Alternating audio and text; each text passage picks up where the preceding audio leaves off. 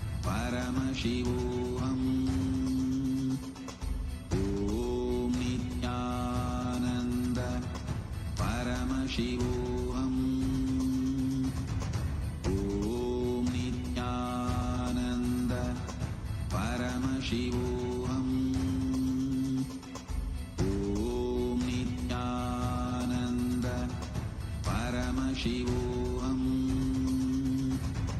Om Nithyananda Paramashivoham. Om Nithyananda Paramashivoham. Om Nithyananda Paramashivoham. Om Nithyananda Paramashivoham. Om Nithyananda Paramashivoham. Om Nithyananda Paramashivoham. Om Nithyananda Paramashivoham. Let our biology become one with Paramashiva's biology. Let macrocosm we carry become one with microcosm. Let the microcosm we carry become one with macrocosm of Paramashiva. Let our organism become one with Paramashiva's organism. Let Paramashiva's organism become one with our organism. Let oneness become living strategy, living experience of all of us. Am the Mahavagya. Do it intensely. Om Nithyananda Paramashivoham. Om Nithyananda Paramashivoham. Om Nithyananda Paramashivoham. Om Nithyananda Paramashivoham. Om Nithyananda Paramashivoham. Om Nithyananda Paramashivoham. Om Nithyananda Paramashivoham. Om Nithyananda Paramashivoham. Om Nithyananda Paramashivoham. Om Nithyananda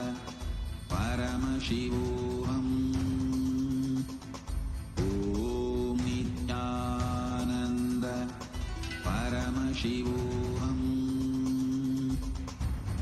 Om Nithyananda Paramashivoham. Om Nithyananda Paramashivoham.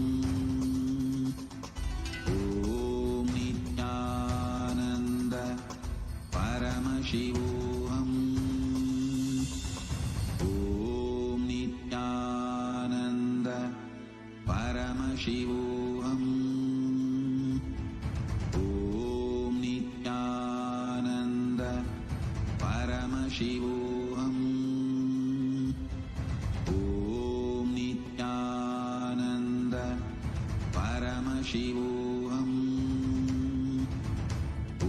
Om Nithyananda Paramashivoham.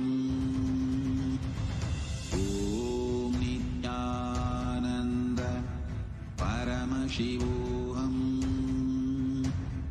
Om Nithyananda Paramashivoham. Om Nithyananda Paramashivoham. Om Nithyananda Paramashivoham. Om Nithyananda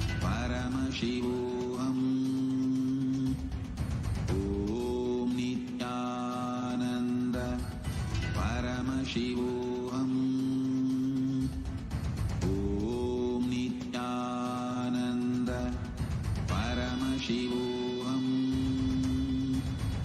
Om Nithyananda Paramashivoham. Om Nithyananda Paramashivoham. Om Nithyananda Paramashivoham. Om Nithyananda Paramashivoham. Om Nithyananda Paramashivoham. Om Nithyananda Paramashivoham. Om Nithyananda Paramashivoham. Om Nithyananda Paramashivoham. Om Nithyananda Paramashivoham. Om Nithyananda Paramashivoham. Om Nithyananda Paramashivoham. Om Nithyananda Paramashivoham. Om Nithyananda Paramashivoham. Om Nithyananda Paramashivoham. Om Nithyananda Paramashivoham. Om Nithyananda Paramashivoham. Let our biology become one with Paramashiva's biology. Let macrocosm we carry become one with microcosm. Let the microcosm we carry become organism, become one with Paramashiva's organism. Let Paramashiva's organism become one with our organism. Let oneness become living strategy, living experience of all of us. Amda Mahavagya. Do it intensely. Om Nithyananda Paramashivoham. Om Nithyananda Paramashivoham. Om Nithyananda Paramashivoham. Om Nithyananda Paramashivoham. Om Nithyananda Paramashivoham. Om Nithyananda Paramashivoham. Om Nithyananda Paramashivoham. Om Nithyananda Paramashivoham. Om Nithyananda Paramashivoham. Om Nithyananda Paramashivoham. Om Nithyananda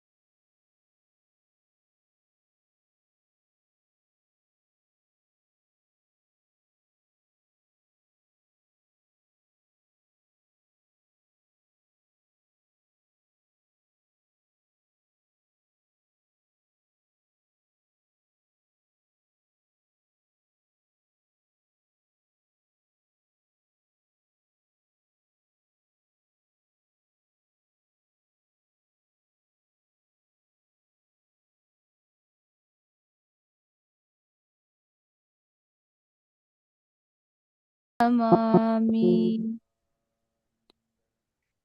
Nithyanandam, Nithyanandam to all the participants that are here with us today. So lovely to have all of you here tuned in with us. Welcome to the 14th day of Paramashivoham. We are on day 14. Can you all believe? And we are here today for a very, very important, a very special, and a beautiful day that we're going to be entering into. See, all of us, every one of us that are here, we are all literally experiencing each day learning so many different things from Hinduism, and our whole life is centered on seeking, going for the higher things, and how we can expand, how we can experience our own highest potential, all of these.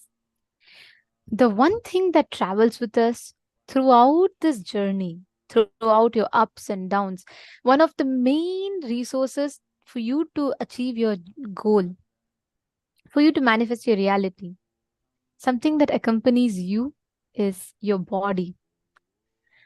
And it is very, very important that we know the science of connecting to our body. Your body is there with you throughout your life. And how do you relate with your body? How do you connect with your body? How do you experience the healing? What happens to your body? How can you achieve that optimum health? All of this is what we are going to be learning today. Today is Bhagavan Jvarabhagana Murthy and Kalasamhara Murthy forms of Paramashiva. So let's all get ready to experience this. I welcome every one of you here with us. Nithyanandam Punithanaya, Nithyanandam Sunil Jainaya, Kaikun, Fabio Bruno, Nitya Bhakta, Nithyanandamaya, Srinivasa Reddyaya, and we have Husu Sheng, John Zhu, Zing Wang, Daniel Pavlek, and Hugo Nithyanandam. Nithyanandam, everyone. Thank you all for joining here today. I know all of you have joined here with so much of excitement, and you're all really looking for the day ahead.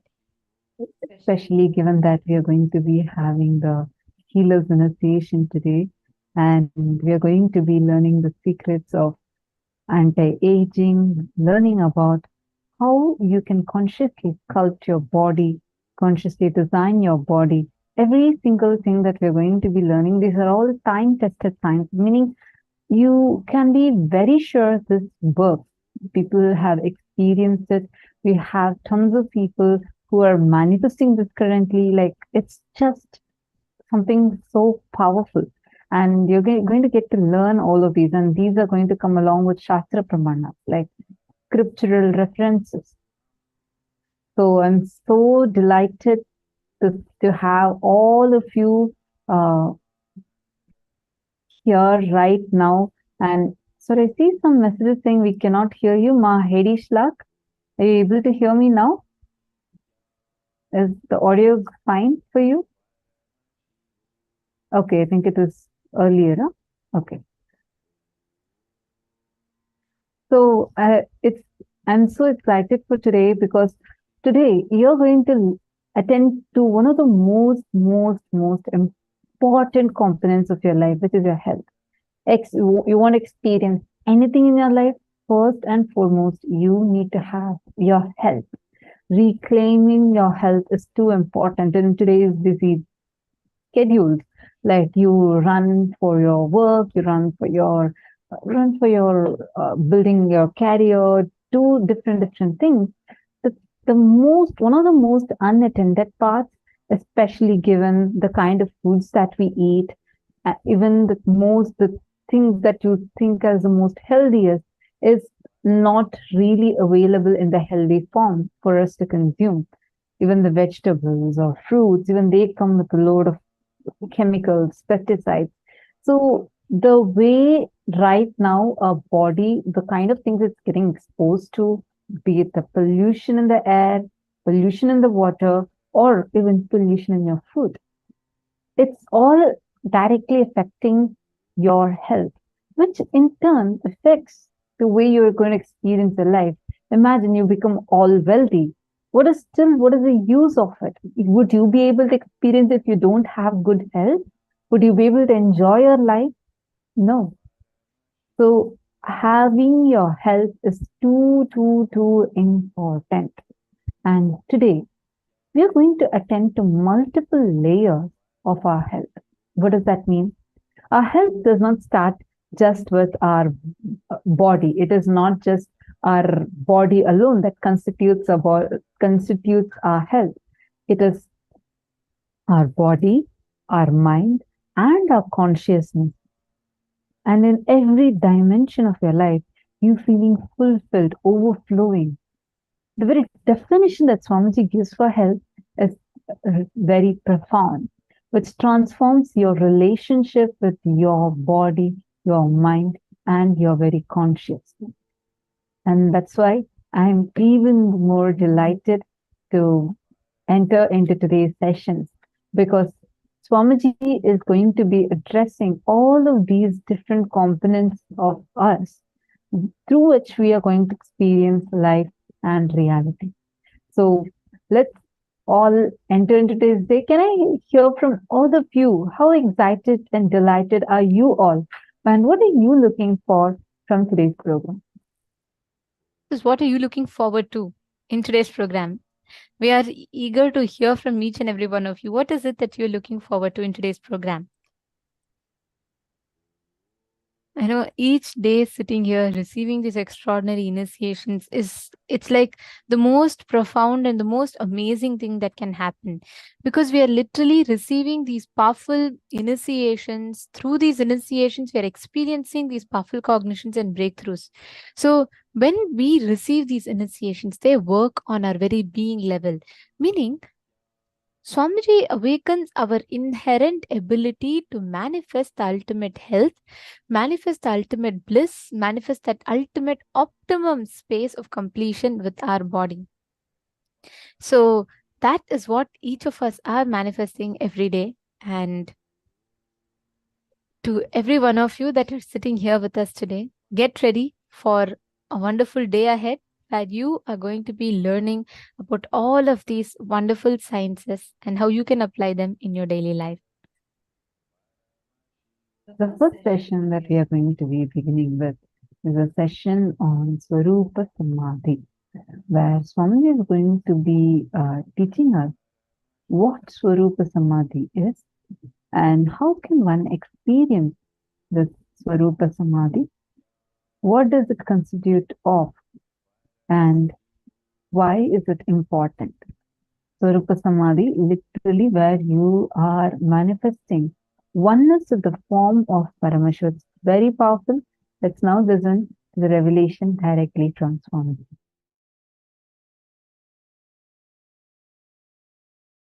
Thought is nothing but your inability to cope up with reality. The definition of a thought as per Paramashiva, inability to cope up with the reality. Whenever you are complete with the reality, you just function without something called thought. If you know you are thinking, there will be an incompletion and itching, irritation. If you are acting out of completion, there will not be any thoughts. There will be signals, there will be instructions, there will be orders from your consciousness to you. But there will not be thoughts. Understand? Signals coming from your consciousness, instructions, orders, commands coming from your consciousness to function, to be alive, to be active, to do something is not to be confused with the irritating, itching, confusing, incomplete, internal incompletion thoughts or thought currents. Listen.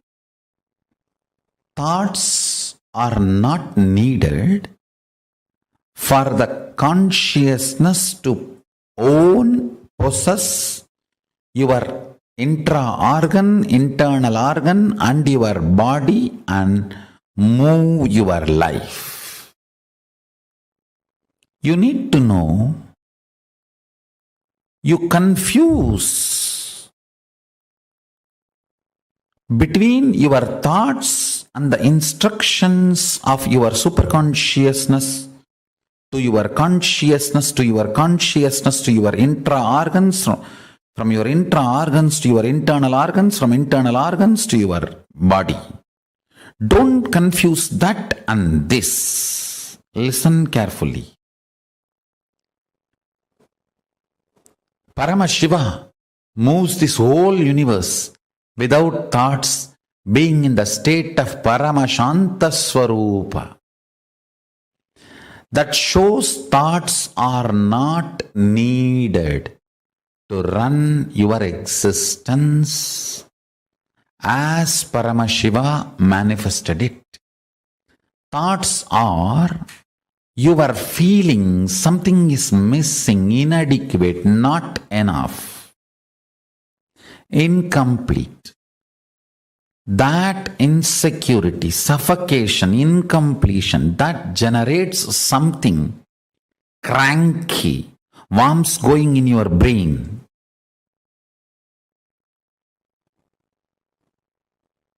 Parasites running in your intestine.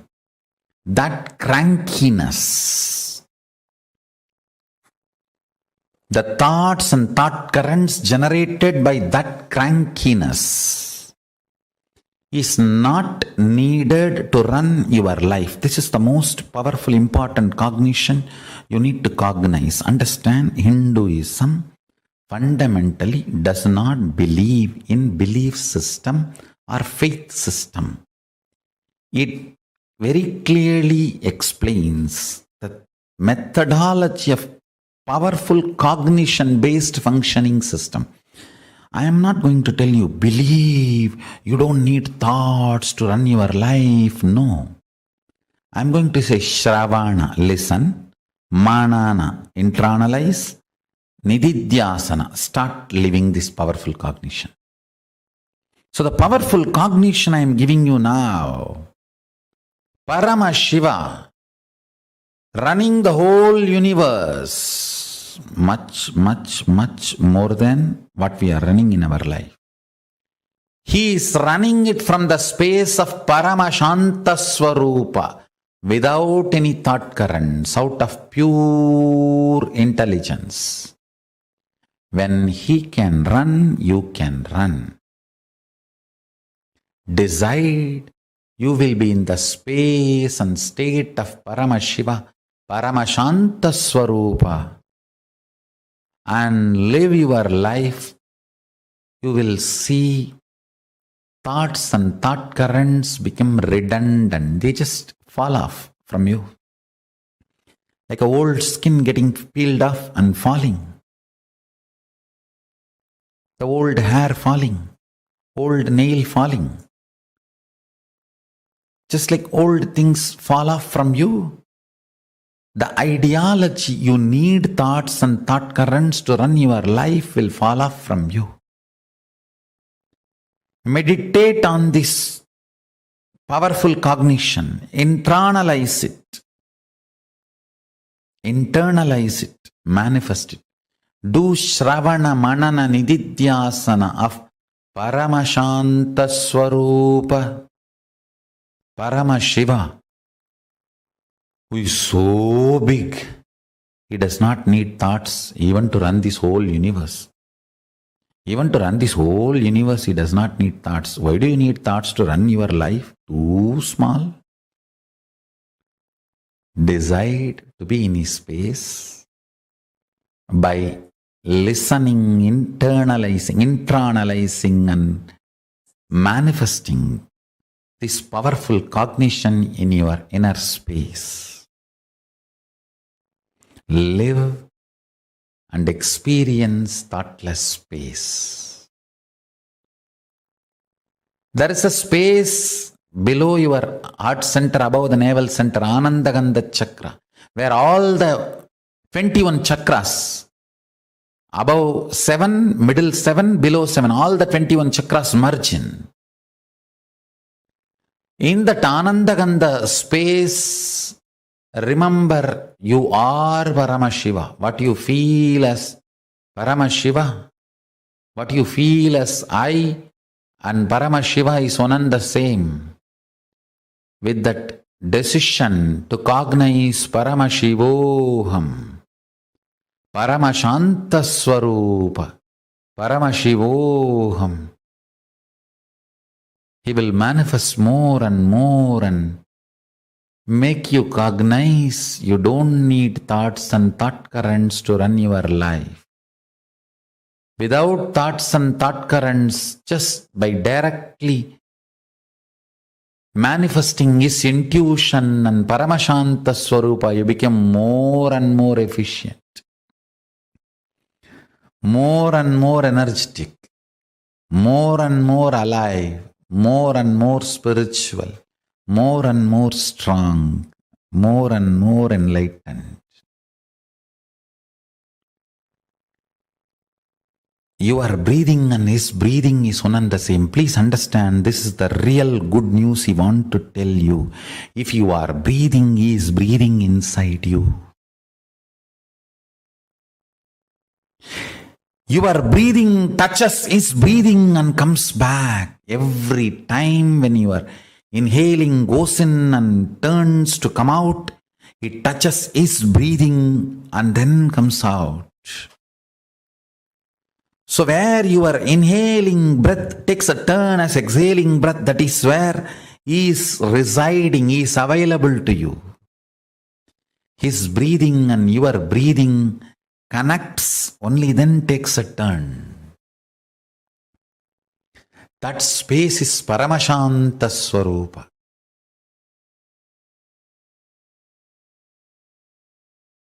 We may think, why do we need to know all this? If you know these basic understandings, you can map them in your life in multiple level, and it can strengthen your balance sheet. Understand? It can make you healthy, wealthy,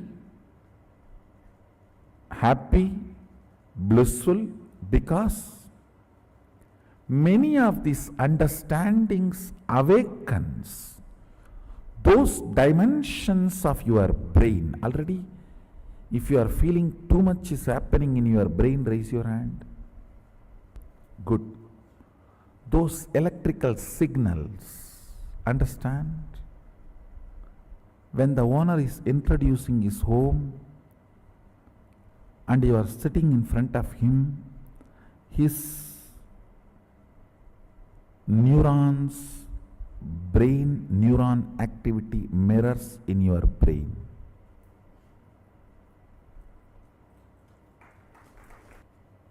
Bindu is life, Amritattva is life which cannot be dulled, reduced, diluted by length, breadth, depth, time. Kala. Amritattva is the space on which time does not have a say. A cloth, even if you lock it inside a vacuum box for 10 years and then take it out again, you will see it has already withered. No weather would have operated on it, but time operates on it.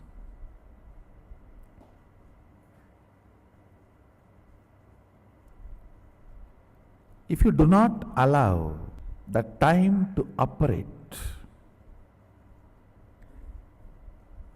on you, you don't die. If you don't remember you are aging, you will not be aging. That's the truth. A remembrance of aging ages you. the number of time you remember you are aging makes the aging effects on your system. Sadashiva gives an instruction in Agama. Remember, Sadashiva is ever 16, and remember you are he. In those days, that 16 is something like a peak health and peak possibility. Even if you are brought up in a Gurukul way of life, by 16 you will manifest all the powers. So that is the reason that 16. Now, length, breadth, depth, time, space, all these are called dimensions of universe.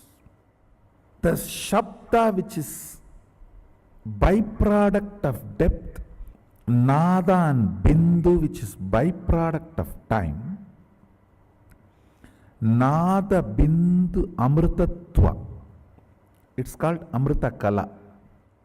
These things, these heads above, they are called multi-dimensions of the universe. Understand? You cannot call Shabda as the fourth dimension of universe. No. Third multi-dimension of the universe is Shabda. Fourth multi-dimension of the universe is Nada Bindu. Fifth multi-dimension of the universe is Nada Bindu Amritakala.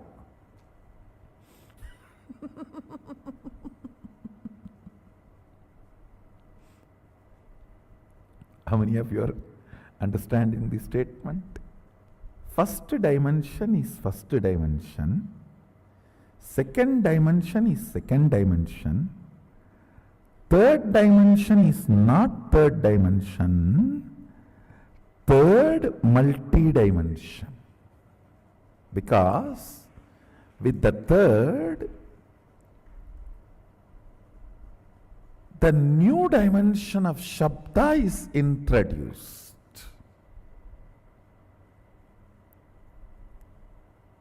Which cannot be called as dimension because we are using the word dimension for fourth, fifth, sixth, seventh.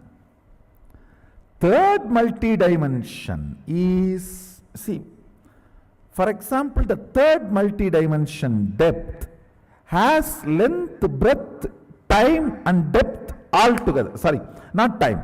Length, breadth, Shabda and depth together is third multi-dimension.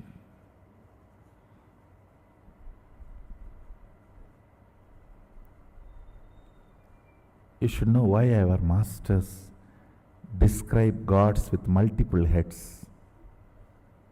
Fools are those who criticize the forms of our Hindu gods, who do not know the universe. They say, why so many heads, so many hands? You don't know. You know only handicapped persons. You do not know multi-handed persons. You know only headless chickens. You do not know multi-headed beings. Third multi-dimension holds length, breadth, depth and Shabda. The fourth multi-dimension holds length, breadth, depth, time, Nada and Bindu. I do not want to use the same word Shabda for Nada, because Nada with quality of life is no more Shabda. For example, Shabda can be called as a raw, precious metal you have. Nada is like you sold that metal and have a currency, cash in your hand, which is more active and useful and available for you. Shabda is raw, Nada is refined. And when it comes to the next space multidimension, there, that Nada also, I don't want to call as Nada, Nada Kala. It is no more just Nada, it's Nada Kala. It is not only the cash you have, it is become an object or a product what you want to have directly. It's like a 3D printer.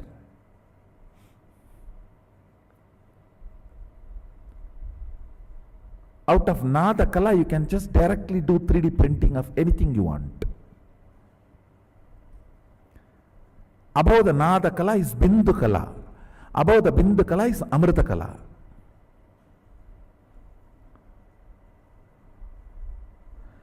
The qualities, units, understandings about this multi-dimensional universe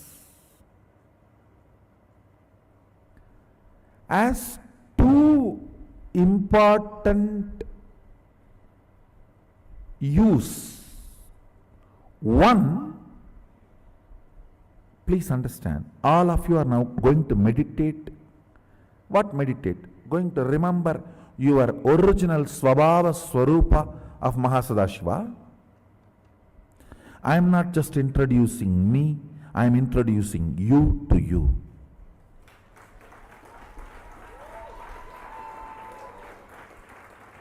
I do not talk to anybody who is less in my stature.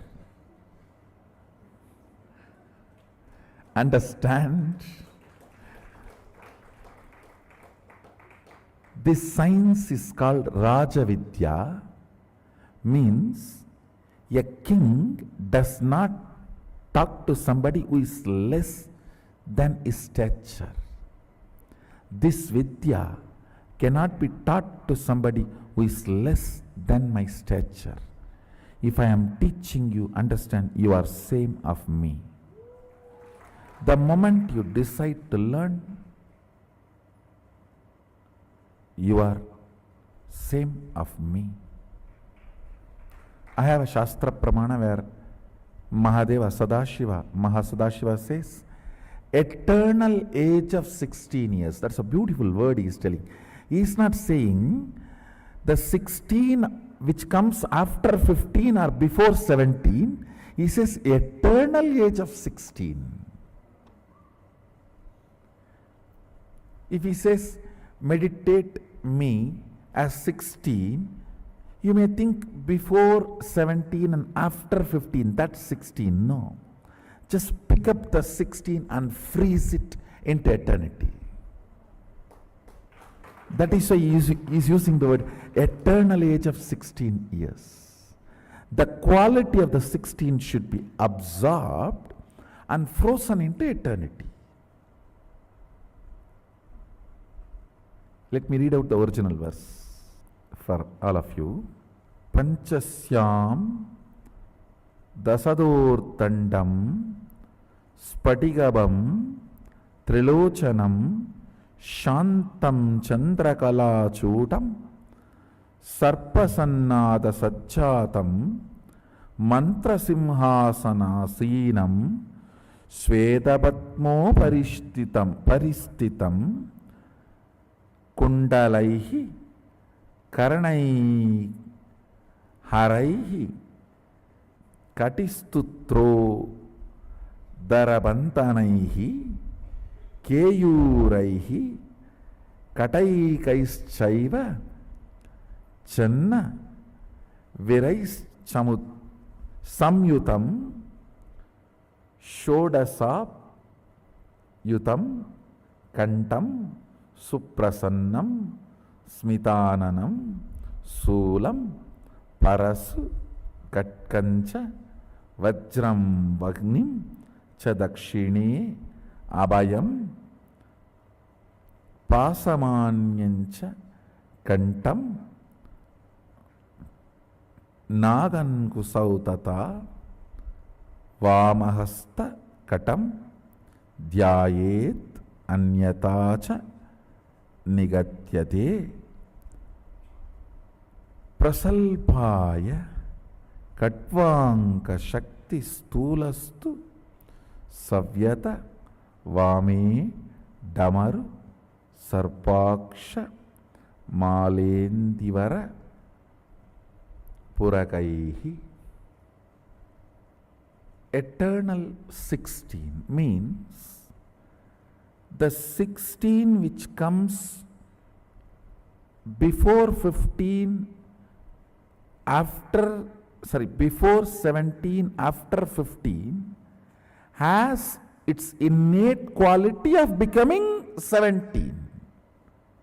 He does not want the 16 which will become 17. He says the 16 should be picked up and made it into eternal.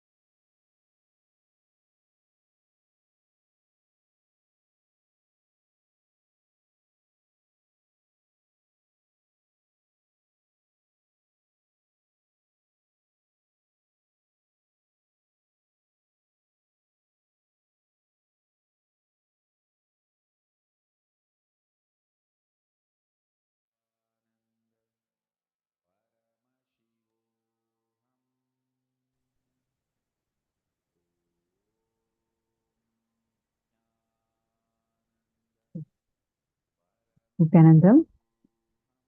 So now we all listen to Swamiji on what is Swarupa Samādhi. So beautifully Swamiji explained about being eternally 16, right? Now, before we enter further into any other session, can I request all the participants to first come and sit down in front of the camera, and what is your sankalpa for today's day? What exactly are you looking forward to achieve today? What is your goal that you have for your health? How healthy do you want to be? What are the goals that each of you have? Can you take a few minutes and type it down for yourself? What are the goals that each of you carry for optimum health for you? Come on, take a few minutes. What exactly are your goals? It can be, oh, I'm having diabetes, I want to come out of diabetes, all the way to saying that I want to have a yogic body. I want to be tall, I want to have a yogic body, and I want to be healthy. 15 years old today. Okay. Nitya Saralananda.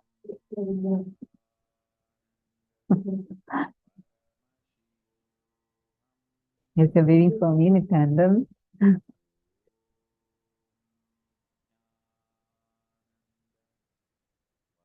on, tell me. Each of you tell me, what are your health goals? What exactly are you looking forward to achieve?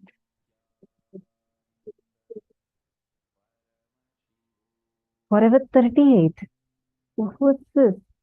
Venusian. Why do you want to be forever 38? You can actually anti-age and become 16. You should be forever 16. That is radiating, like Swamiji said, right? 16, not the 16 which innately has the quality of becoming 17, but the 16 which forever would radiate all the qualities of being 16. So you should have that.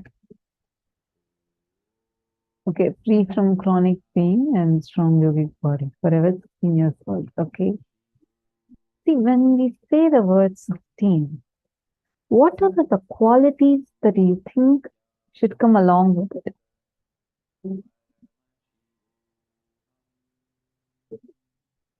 Okay, wonderful. Magaixia Lee. Magaixia Lee. Sorry, is that the right way? Am I pronouncing your name right? Gaixia Lee, or is it Guixia Lee? So I just want to ensure that I'm getting the name right. Gaixia Lee is correct. I want to always have a 22-year-old appearance, a lifeless body that is disease-free, painless, and has the ability to earn money. Okay. Take a few minutes. All of you take a few minutes and write down what exactly you want to achieve. And why do you think this is very important for you? Why do you feel that having a healthy body is so important for you? It's not just about how you look alone, right? Even the way you feel about you inside. How fulfilled do you feel inside of you? How joyful do you feel inside of you? How overflowing do you feel inside of you? All of these also play an important role. So, including all of these, what are the goals you carry? You can even detail it out a little more. But I want to understand from each of you what exactly you feel or why exactly you feel attending to your health is so important. Take a few minutes and write it down. Why do you think you should attend to your health? And also you can, if you're comfortable, you can post it in the chat as well. If you're comfortable with posting, you can post. Why do you think you should attend to your health? Why do you think it's important that you are taking care of your health?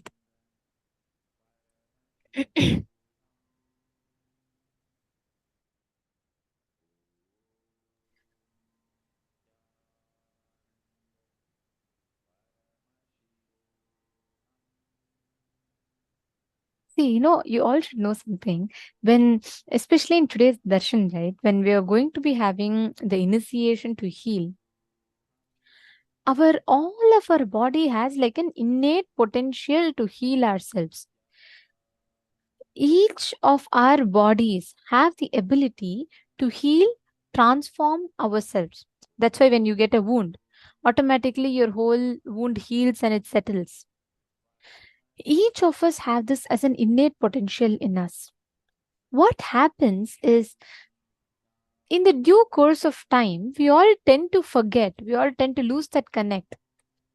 And we all tend to just like suffer with the body issues that we have and we just give up.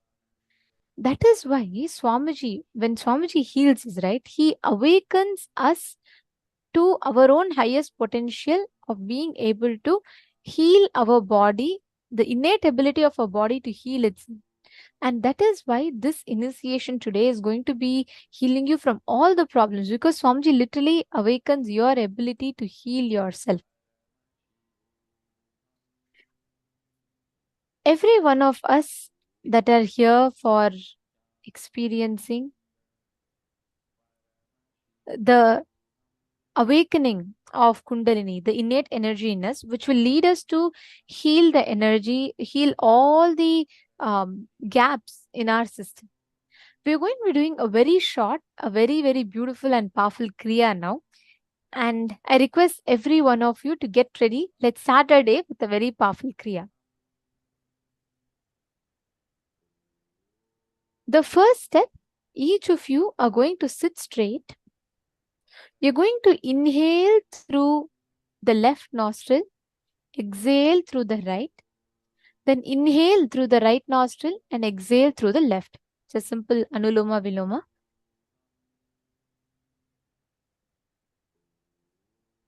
All of you can see and follow along. All of you are going to be inhaling through the left nostril. Hold your breath. Exhale through the right nostril. Then inhale through your right nostril. Hold your breath and exhale through your left nostril. It's a simple step. Let's do this 11 times. Please start.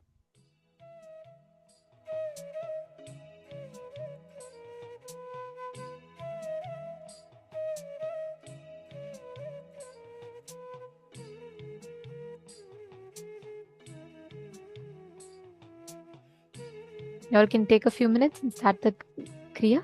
Inhale through your left nostril. Hold your breath. Please sit straight. Do not hunch and sit. When you are sitting for Kriya especially, always sit straight.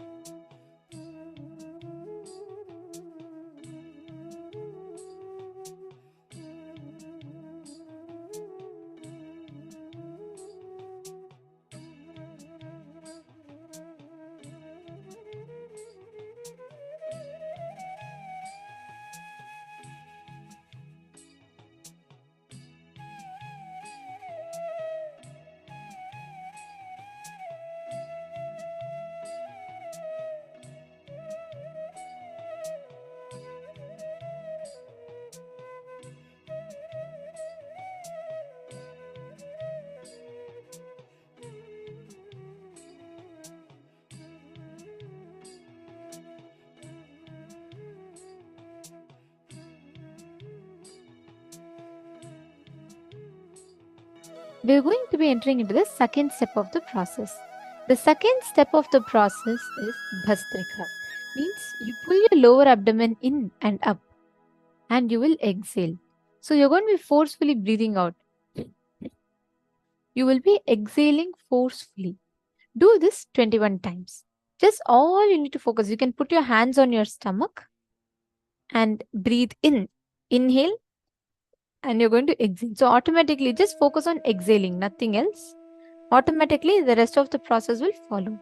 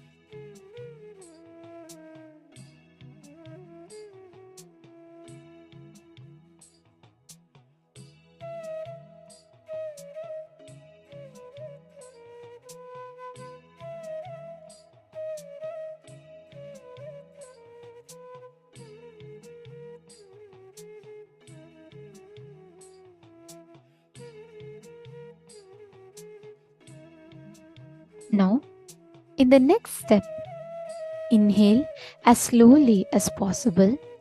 Hold the lungs full for as long as possible and exhale as slowly as possible.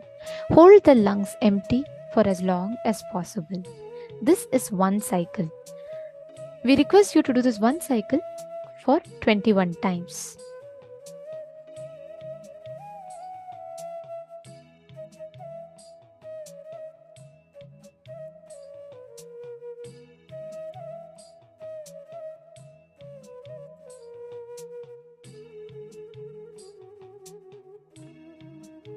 Please do this step.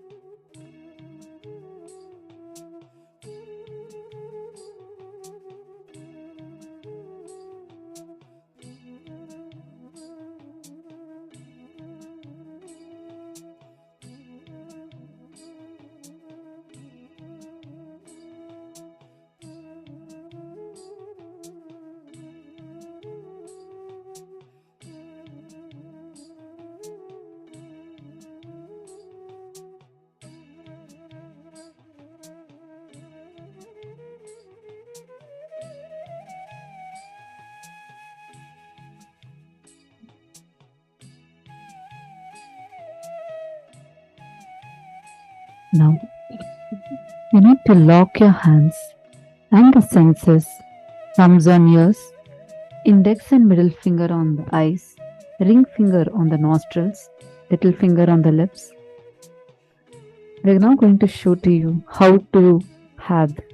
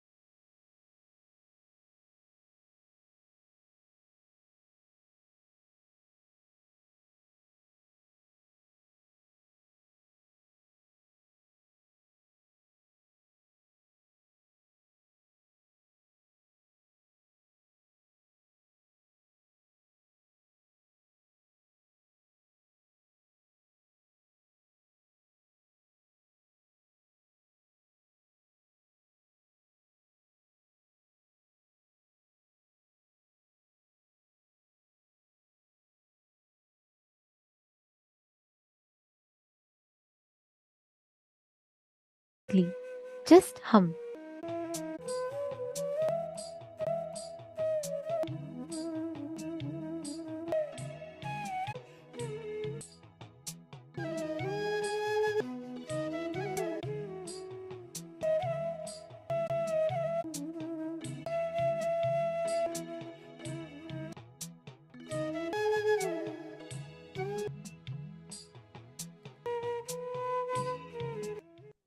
Please.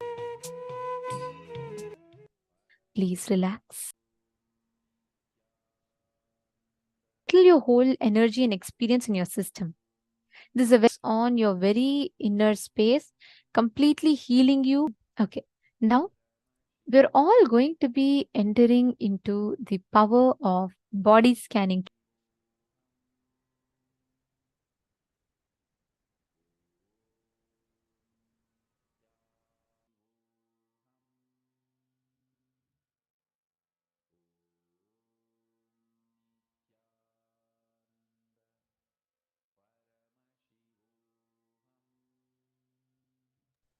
The power of body scanning, right? See, when all of us are able to, when we all connect, when we all manifest the powers of third eye, one of the main things, the first key things of manifesting this power of third eye is you being able to scan your own body. Like how all of you have your eyes open, you all can see the world around you, correct? You see things in front of you, you see people in front of you. Am I right?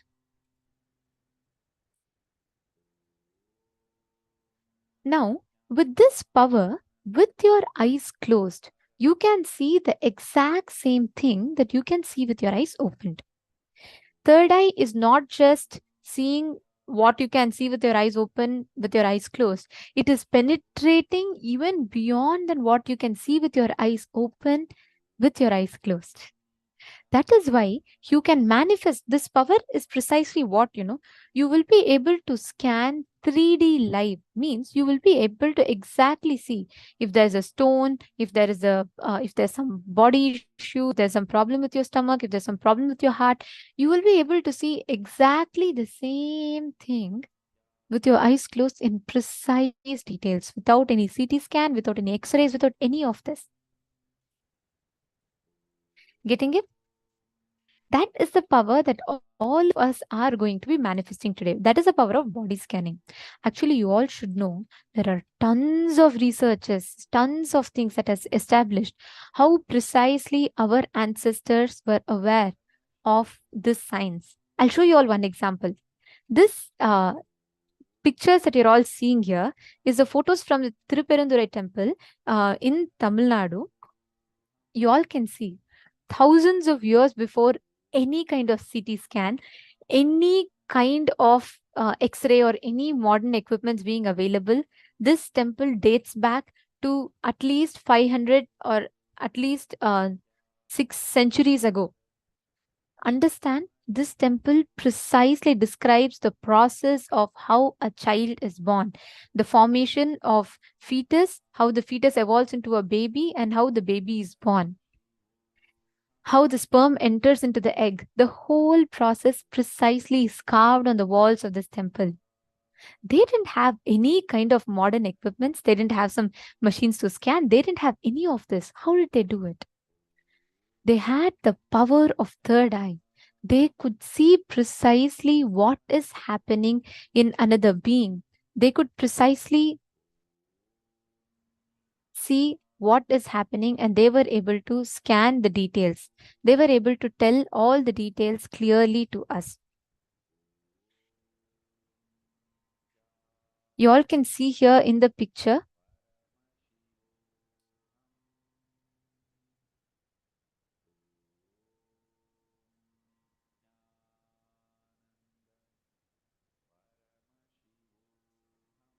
This is exactly how the carvings in the temple depict the signs of how exactly the birth of the child happens, and step by step, the whole process of how child is born, the child is formed. But how did they do it?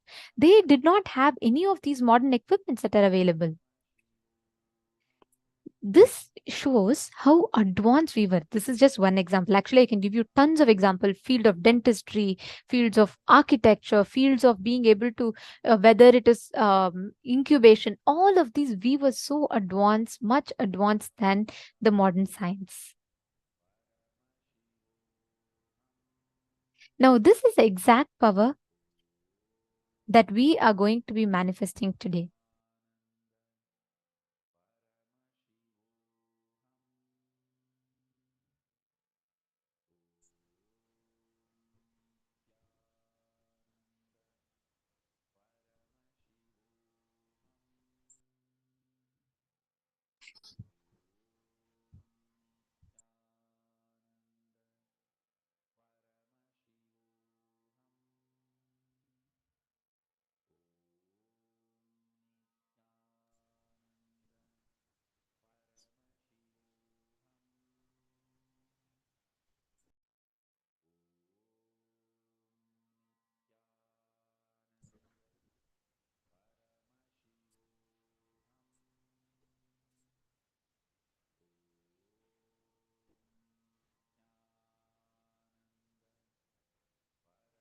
Let's start understanding more details of this power as we are seeing how this power was manifested in the ancient Hinduism.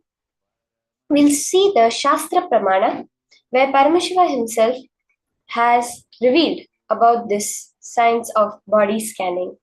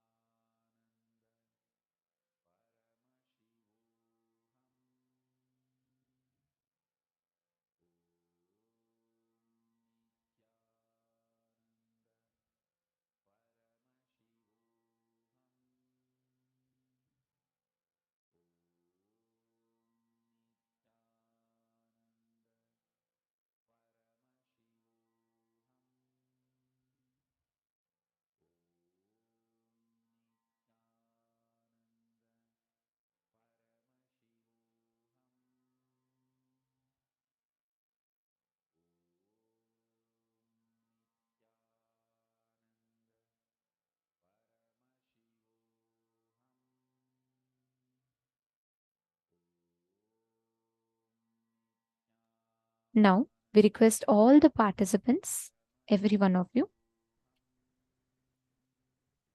take a few minutes.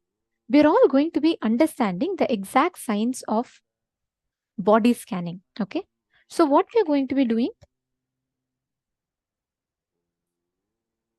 we are going to be able to scan another person, identify what exactly is the problem in another person's body. Okay. So, I apologize for the technical glitch. Looks like some of you lost the audio in between. So, we are going to be repeating the points for all of you. See, please understand, this exact power is you being able to scan, identify what is the problem in another person's body. Okay.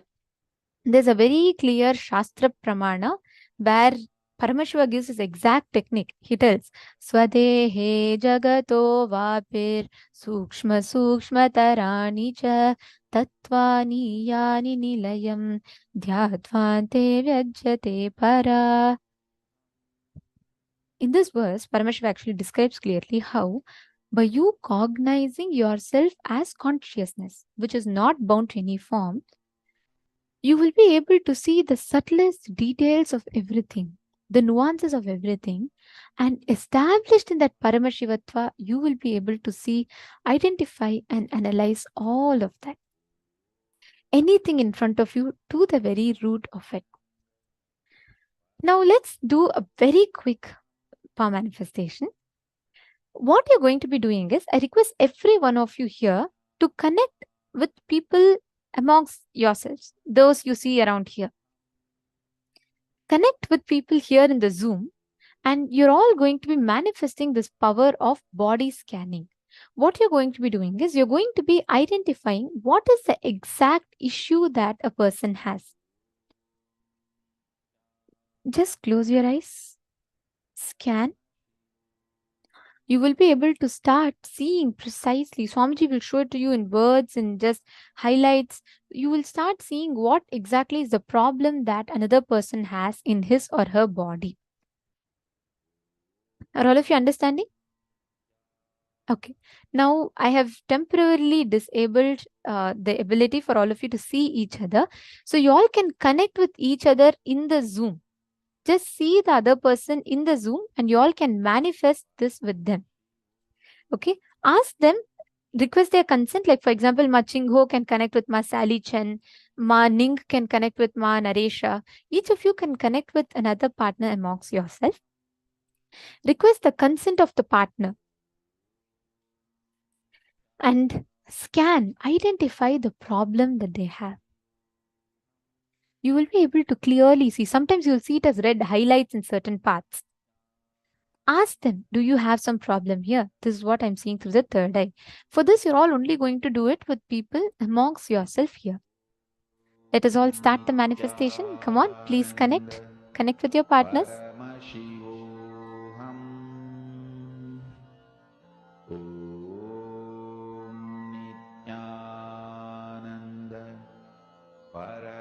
Even in the male bodies room, you all will be able to see each other. Now just connect. Chant the Mahavakya. Nithyananda Paramashivoham Om Nithyananda Paramashivoham Om Nithyananda Paramashivoham Om Nithyananda Paramashivoham Om Nithyananda Paramashivoham Om Nithyananda Paramashivoham Om Nithyananda Paramashivoham Om Nithyananda Paramashivoham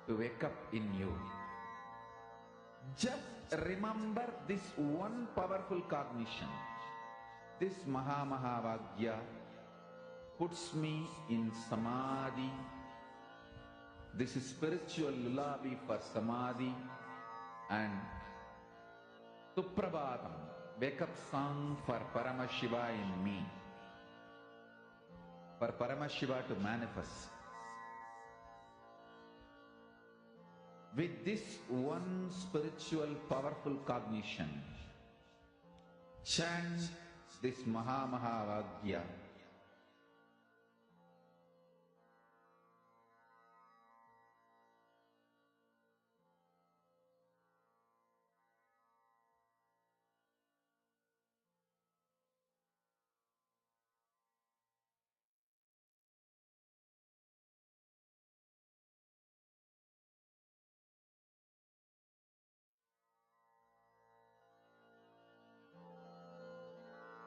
Mahavagya, spiritual lullaby for Samadhi. And Suprabhatam, wake up call, wake up song for Paramashiva. For Paramashiva to manifest. With this one spiritual powerful cognition, chant this Mahavagya.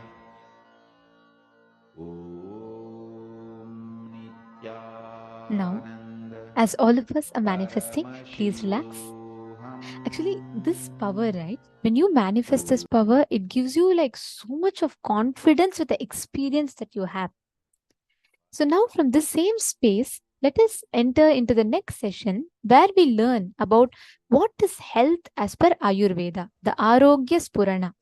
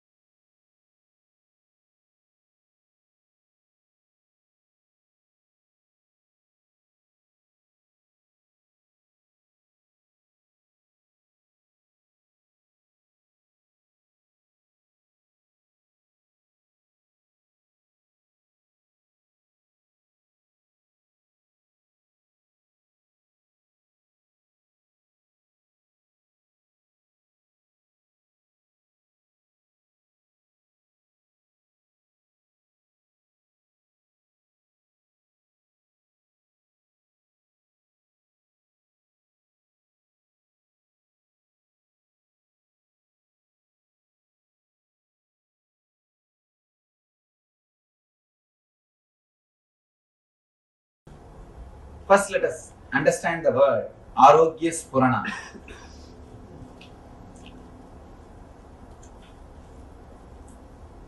Please understand, you may think you are a great seeker, but you are seeking only well-being inside your being, inside your space. Be very clear, you do not know anything else except a peaceful feeling or a blissful feeling. That's all. Whenever that happens, you say you had a spiritual experience. So whatever you think as God, meditation, religion, spirituality, everything is nothing but peaceful or blissful feeling inside your being. As and now, we are not ease with ourselves. Some reason, I can say social conditioning or torturing yourself. The initial level society teaches you. After that, you yourself master the technique and torture yourself. This goes on till you completely destroy the body and mind. We continuously abuse the system. You have security alarm system for your house. You protect your house so much, in which hardly you spend 12 hours. Maximum in this country, you spend only 12 hours in the house. Even if you don't have work, somewhere you move around. Hardly 12 hours only people spend average in their house. For that, you have so much of protection mechanism, alarm system, and so much of cleaning and everything. But you reside in the body 24 hours continuously, but you don't have any alarm system. The only alarm system is pain. Pain is the only alarm system. But the problem is, when alarm system goes on, you work only to switch off the alarm. You don't enter into the house and see where the thief is. Why the alarm is ringing? We never go and find the root or the reason why the alarm is ringing, why the pain is happening. All we try is put some painkiller and stop the pain. It's like you just switch off the alarm. That is not going to solve the problem. If you just switch off the alarm and next day when you go, nothing will be there. Please understand, we don't have any alarm system except pain. But whenever it comes, first thing we resist the pain. We do not understand the message delivered to us through pain. Whenever pain happens to you, there is a message for you. It is just an alarm. Look into the message. What exactly the pain is trying to convey? What exactly the pain wants to tell me? What exactly I need to learn from the pain? Same way, continuously our body is giving so many messages for us. According to Ayurveda, not only according to Ayurveda, according to the truth, human body is the most sophisticated, intelligent system in the whole planet Earth. If you see 2-3 things, first thing, converting blood into blood, which every day your body does. Please take few minutes and in your notebook, write a list of pains, uneasiness or diseases which you are having. Pains. Please understand. 3 level. Pains, superficial. Irritations like a ulcer or wheezing, that type of things. Third, diseases. This 3 level, all 3 level, please write whatever you have. Even if you suspect the little slight symptoms you are having, please write it down. If you already attended some of our programs or if you already know me, you may be knowing. Whenever I make any statement, I take responsibility for that statement. Now I tell you, even though it feels too good to be true, I tell you, whatever you have written will disappear. You may think, what are you talking so much? Please understand, whatever you think as disease, whatever you Names you may give: pain, disease, irritations, uneasiness. Everything has got only 2-3 roots. Just 2-3 roots in your system. Because we do not go and touch the root, because we do not handle the root properly, we continue to struggle and suffer. I am giving you the statement, and not only that, when I say, I take the responsibility of that statement. I take the responsibility of that statement. All I request is, just try to put your best or your maximum energy into this meditation, maximum effort into this meditation, and just few tips which I am giving you. Try to imbibe in your life, nothing else. First thing, we are going to work on our body to remove the unnecessary toxins. I have to use the word toxins because I don't know any other word. In Sanskrit, we call them dosha. In English, I don't know any other equivalent word. Basically, the dosha is because of the imbalance of vata, pitta and kapha. These 3 energies. Alright, I'll just give the meaning. Please understand the concept. Understand the concept, then you'll be able to understand. Because there's no exact translation. It's all the words I'm using are from Ayurveda system. The exact translation words are not there. Even the Ayurvedic books, English books, they use the same word only. They just give the meaning and they use the same word. All these 3 are responsible for our body functioning in a balanced way. Same way, all these 3 are only responsible for all our diseases. All our diseases. When we work on these 3, whatever we have inside the body, it can be completely healed. It can be completely healed. One more thing, when we work on the vata and pitta and kapha, even your bone structure will start healing itself. If somebody has got bone problems, even that will start healing itself. Because bone also is continuously created our body. Don't think you have the same bone structure. Continuously body is healing itself. Continuously body is altering itself. Continuously body is doing the repairing work. Because it is intelligence. Let me explain once more. First 10 minutes. Shake the whole body. Shake the whole body. So that your body will become liquid.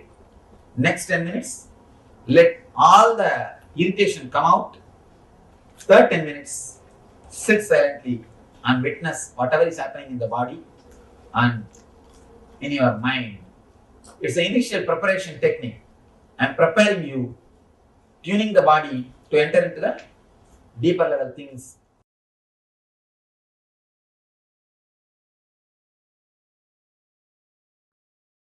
Understand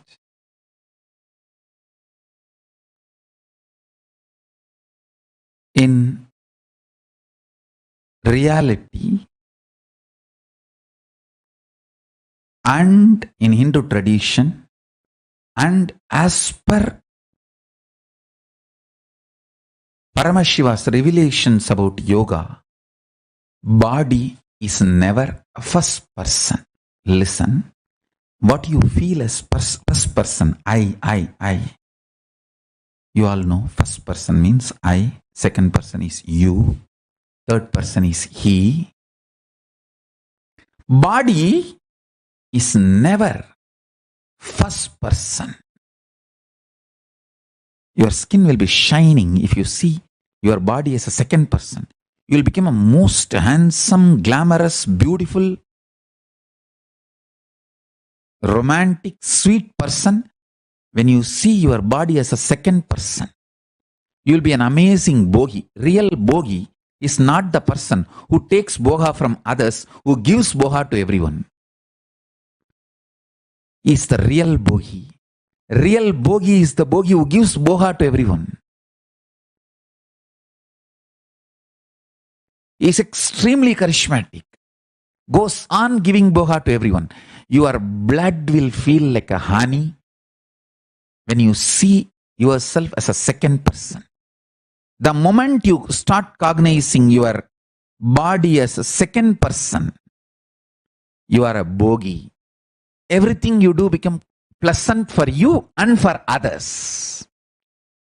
From morning till night, while you are eating, see your body as a second person. Body is eating. While it's feeling tired, see, body is feeling tired. While you are feeling like sleeping, see, oh, body is feeling like sleeping. Okay, body is sleeping. Throughout the day, have this cognition. Suddenly you will see, you will become such charismatic, graceful being.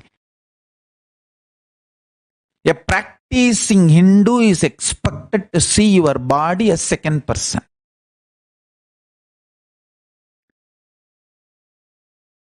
Practicing yogi should cognize body as third person, not even second person.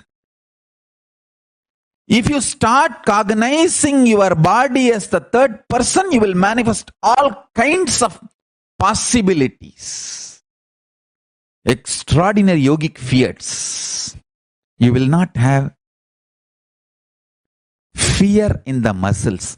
Fear in the muscles is called pain in modern medicinal terms. Understand? Bhaya in the muscle memory is pain as per modern medicinal system. If your muscle memory do not have bhaya, it just will do anything it wants.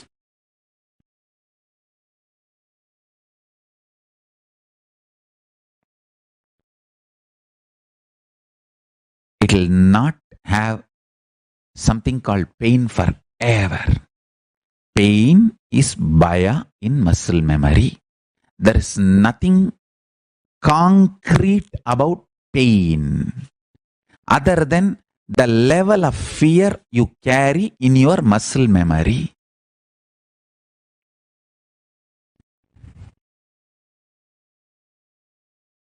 Please understand.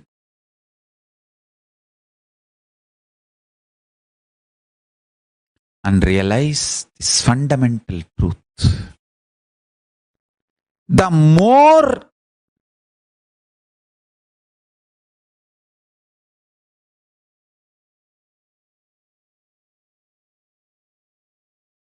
you move higher towards the powerful cognitions, the more bioenergy gets flooded, infused into your body. All kinds of extreme yogic fiats starts manifesting in you.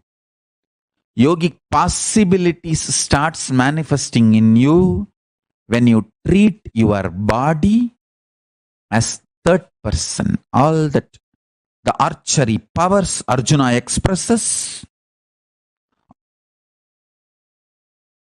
Next, seeing body as fourth person. What is that? Listen.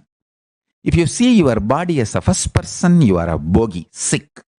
If you see your body as a second person, you are bogi. If you see your body as a first person, you are rogi, sick. If you see your body as a second person, you are bogi, person who enjoys and gives pleasure.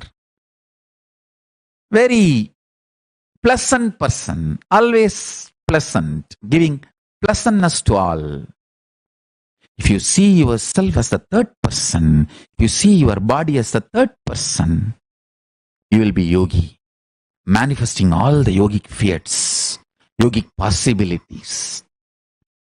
If you see your body as the fourth person, what is fourth person? Means cognizing all bodies are your bodies. You can spontaneously, simultaneously, operate all bodies through your will or free from the will, while you are operating the body you are holding. Just like the body you are holding, how you can operate simultaneously, spontaneously, you can operate all the bodies all the time. That is what I call incarnation. Understand? If you see your body, if you cognize your body as the fourth person, you are an incarnation. The Meenakshi Sundareshwara's body is an incarnation body. They were seeing their bodies as fourth person. Then you manifest all powers.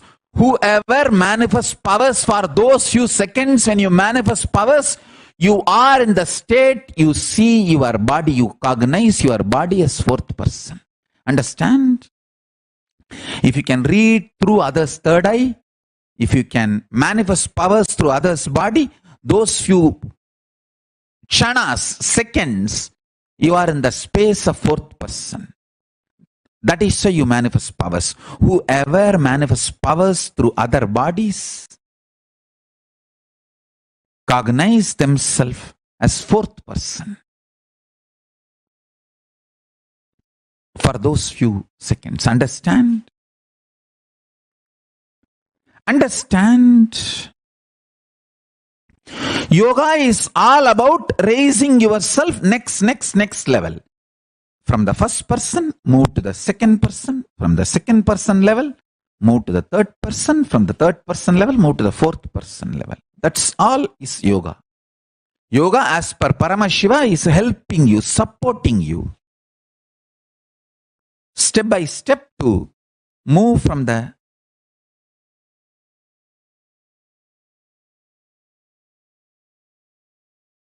level of seeing your body as the first person to the seeing your body as second person, and seeing your body as third person, and seeing your body as fourth person. That's all the essence of yoga.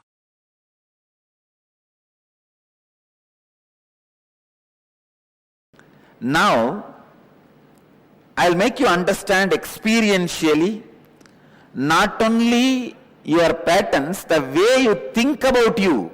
I have some more references for you.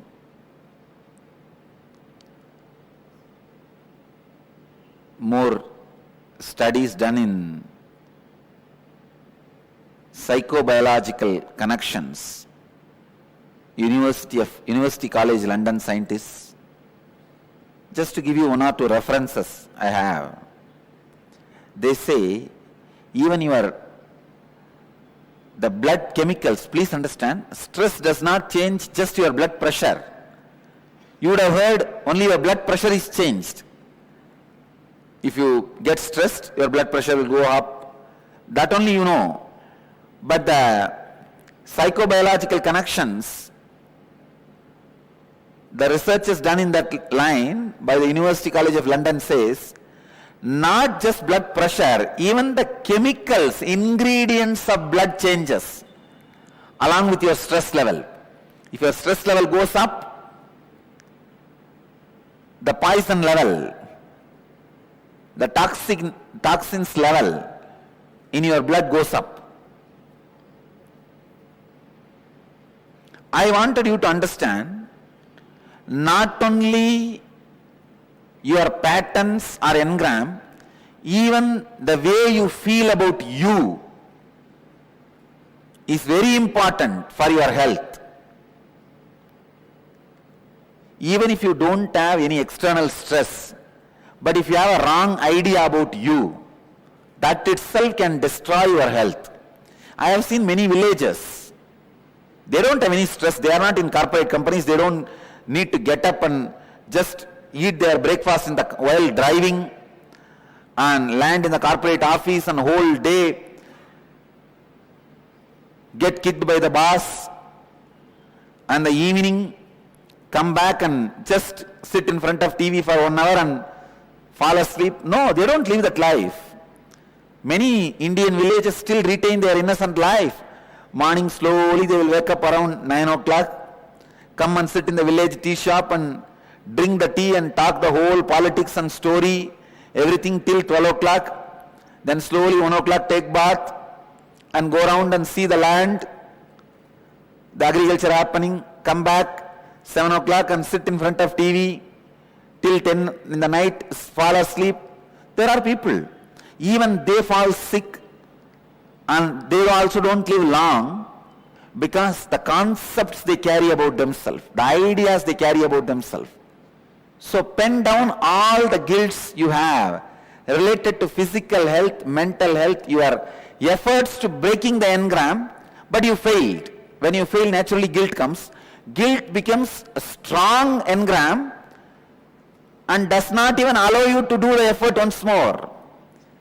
If you fail twice going to the gym, after paying the gym, third time you will never pay and you will never start.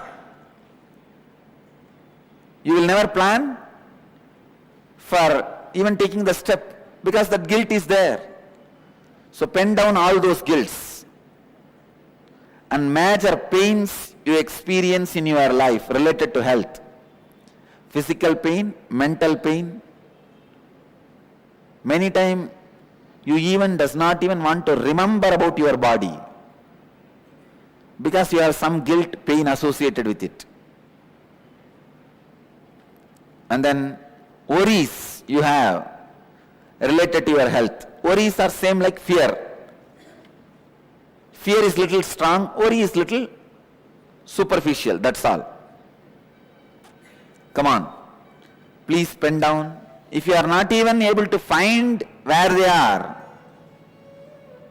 no one can help you. And I cannot get into you and find, only you have to find. I can only help you to break it.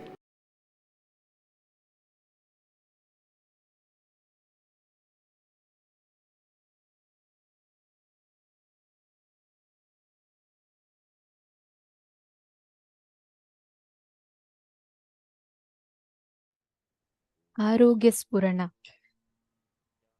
What is exactly health? How do we manifest this health?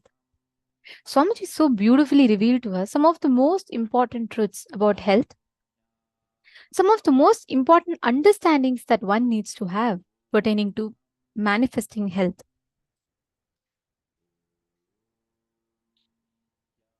Swamiji said a very, very important statement. The definition of health is that if we are able to tolerate our boundary, we are healthy. Like the point that Swamiji mentioned from Taoism. When the shoe fits, the foot is forgotten. When the belt fits, the belly is forgotten. When the chain fits, the neck is forgotten.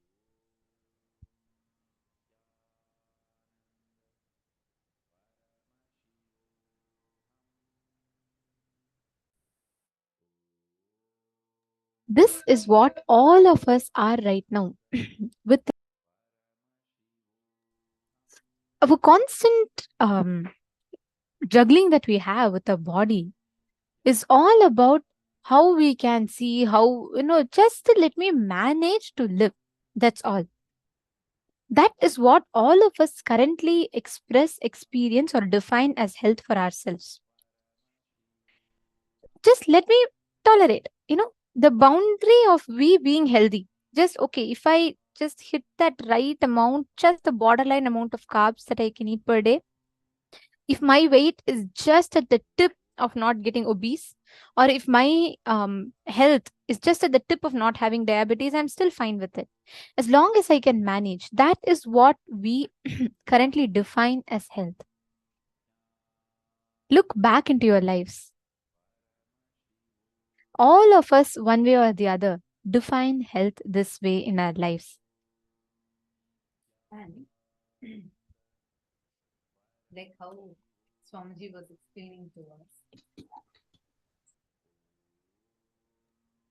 Sorry, are you all able to hear me now? Like how Swamiji was explaining to us, right? The health, listen carefully, what you feel about you, not just your lifestyle habits, not just how much of what food you're eating, are you exercising or not, it's not just these things, but in your core, how you're feeling about you. That core of you, the way you feel about you, directly impacts, influences, and affects your health. The kind of ideas that we carry, the beautiful experience of Swamiji, when Swamiji was traveling in Parivrajaka, where barefoot Swamiji walked across the length and breadth of India. Swamiji went to one village somewhere near Himalaya, and so Swamiji went and asked. Swamiji saw that village that everyone were very blissful, and Swamiji saw one young man there. He was going and he was plowing the field. Swamiji went up to him and asked, "Can you tell me where the senior most people are there in this village? And I just want to talk to them." So this man said, "Oh, you want to meet the senior most people? You can meet there in that side." Then Swamiji asked, like, "What is your age?" He said that I'm just in my youth still. I'm only 80 years old. And he said that, and then Swamiji was shocked. Swamiji is like, "You're 80 years old." And he said, "Yeah, I'm in my youth still. Why are you looking at me like as if I'm so old? Go and meet. There are people who are, I'm not yet 200 years old." He said, he shows someone and says, "Go and ask that person. That person is 136 years old." Swamiji goes and sees him. That person looks very young.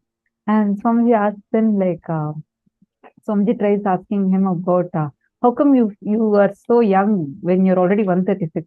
And that man said, "What do you mean? I'm still in my fit age. I'm only 136. Human beings live simply for 200 years. Swamiji explains so beautifully how, because their fundamental cognition is that human beings exist for 200 years, they did not even age. Nowadays, we think already, just in previous generation, people will start feeling that I'm old when they become 60, 70, 80, 75, 70, 80, that period, they'll start feeling they're old. Nowadays, you cross 45, people start calling themselves, "Oh, I have become too old." Because that's the cognition we all start having. Understand, it's not because of the lifestyle alone. It's because of the cognitions we carry. And there's another beautiful experience of Swamiji, where like Swamiji had actually shares this in Bhagavad Gita book. If any of you have not read Bhagavad Gita Decoded, the book of Swamiji, you should definitely check it out. It's one of the amazing books. Like this, that one book can transform your entire life. It's such an awesome book. So Swamiji was going towards Madhya Pradesh. In Madhya Pradesh is a state in India. So this was also during the Parivrajaka time. 9 years Swamiji did Parivrajaka, right? Like walking barefoot across the whole of India. So he goes to a village. It's a remote village in the state of near Madhya Pradesh. And there one group of tribal group used to live over there. An indigenous group that used to live over there. Nowadays, the science is almost lost. But we are talking about when Swamiji was doing Parivrajaka. So almost 20, 30 years before. 20 years, 35 years, almost 30 years before. So at that time, there's this one village where everyone, like Swamiji was staying there, like under a tree in that village, and he used to only hear like giggling sounds and like happy sounds. Never he heard any kind of conflict, any kind of pain, crying, nothing, no sort of such thing was there. And there was a hut where like people used to go like any woman, if she becomes pregnant and she goes into labor, there was one room where they'll go and give birth to a baby. So one day, Swamiji saw that there was a woman that went in, was in labor. She goes in, and in a few minutes' time, she comes back smiling with a baby. No, there was no someone to assist help or anything, and there was no pain, like no sound of even screaming, paining. Because see, the time when a woman gives birth, it's one of, like, we all know it as one of the most painful moments. Like, it's really painful. Sometimes, like, people go into a coma, like that kind of a pain a woman experiences. Here, this tribal woman is going inside, giving birth to a baby, and coming back outside along with the baby in a matter of minutes with no sound. Like, she's only happy and she walks smiling. So Swamiji went and asked the village chief, like, what is going on? How come the women here are not experiencing the pain? Because it's common for any human to even go through it. So that time, the village chief explained that because they told Swamiji, because we have a tradition in our village, the moment the woman hits puberty, we worship her. We start worshipping her. She becomes a deity for all of us. So we start worshipping her. And the whole process is celebrated. And there's no concept of pain will be there during any such period. And during pregnancy or when they go through their monthly cycle, there is no concept of pain. Swamiji then explained that because that became their lifestyle, that one small group of these indigenous people carried this in their very bio-memory, muscle memory and bio-memory, where all that they would be carrying inside them was they didn't even have the idea about pain in them. They did not carry that there is a suffering. Because of that, they, in such a worse situation, like where anyone else would have felt pain, excruciating pain, this group did not go through any pain. Understand? So the cognitions that we carry inside us matter. That's why we're going to do this workshop now, where we are going to be looking into the homework that Swamiji gave all of us. That exact workshop we are going to do now. Nithyananda, Ma Kalyani, and Ma Devika Rani, Leda, Nithyanandam, and Nithyanandam, to all the participants who are watching us live via YouTube, Facebook, all the social media platforms. You can directly interact with us by posting your messages, doubts, questions in the comment section so that we can directly read and address your questions if you have any. All right. So now we are going to be doing the workshop. I request everyone, please take your paper and pen. You're going to look inside you and describe in detail the major fears that you experience in your life related to health, both physical and mental health. And second, like fears meaning when, for example, the first time you saw someone fell ill and you started having a deep fear, oh God, what if I also get this fever? Or you saw someone, like I remember, and when I was very young, I watched a movie where it will show that a hero just loses, he gets hit on his head and he goes mad and he loses his mental health. And I used to have such a deep fear But even if I hit my head on a door or something, I used to feel so scared that, oh God, what will happen if because of this I lose my mental health? What will happen? Like it will be a strong fear. Like this, any major fear, major guilt, major pain, and major worry. In these four categories related to your health, both physical and psychological.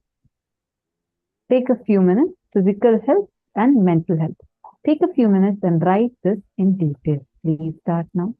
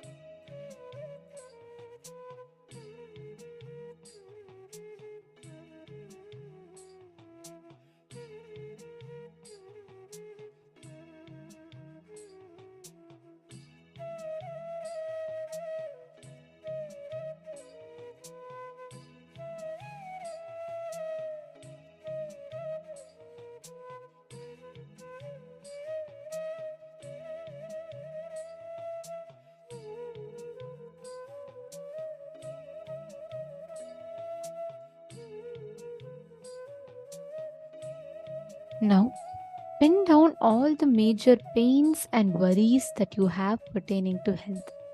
If you have finished with fears and guilts, write down next the major pains and worries pertaining to health that you have in detail. Sometimes it's physical, sometimes it's psychological. Write down both physical and psychological. Pen down both of them. Take a few minutes.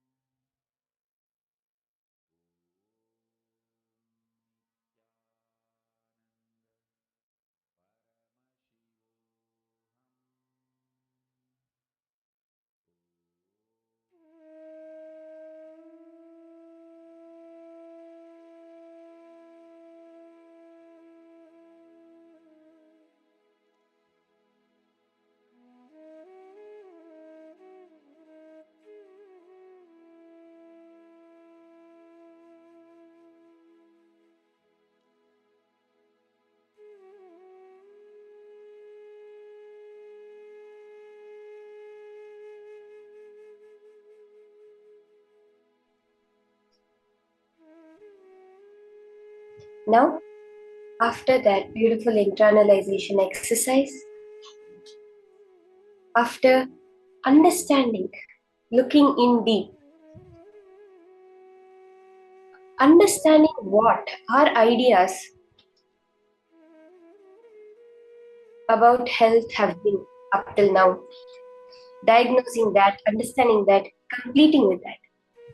To complete with the Vata, Pitta and Kapha doshas, we are going to be now entering into a beautiful Kriya. The Arogya Spurana Kriya, the Kriya for health. To balance these Vata, Pitta and Kapha doshas, Swamiji says the Vata, Pitta and Kapha in us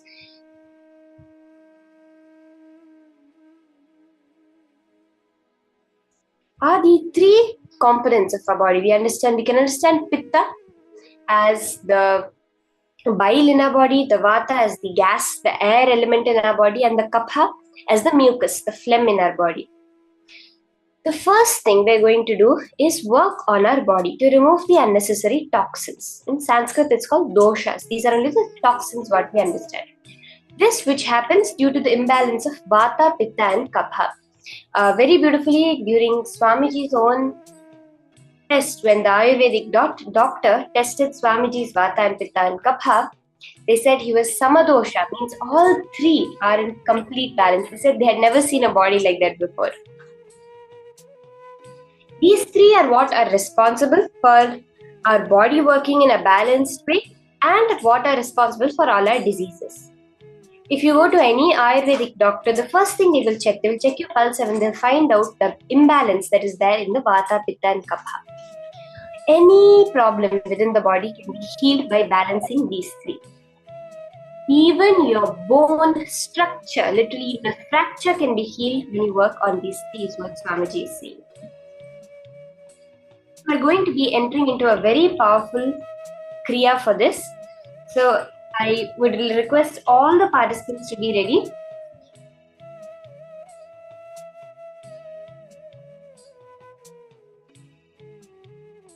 For this Kriya.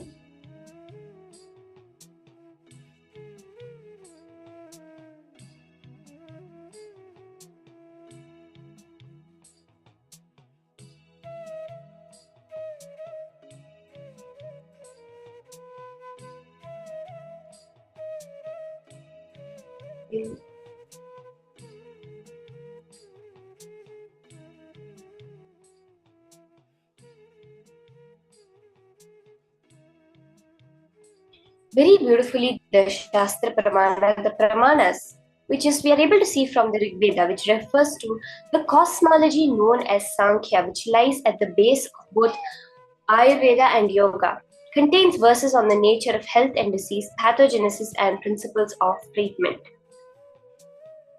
Kaya bala grahordhvanga shalya damshtra jara vrishan Ashtavangani tasyahush chikitsayeshu samshrita Vayuf pittan kaphascheti trayodosha samasatah vikrittadeham gnanantite vartayanti cha.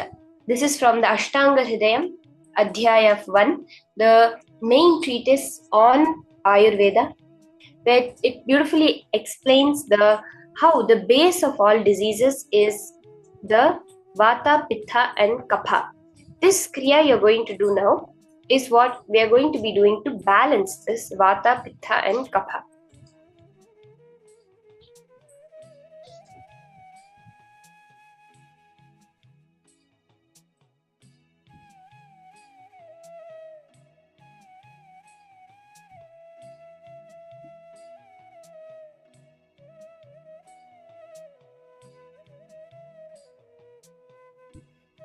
To balance this Vata, Pitta and Kapha, Swamiji has given us a very beautiful 3-step Kriya to work on the Vata, Pitta and Kapha.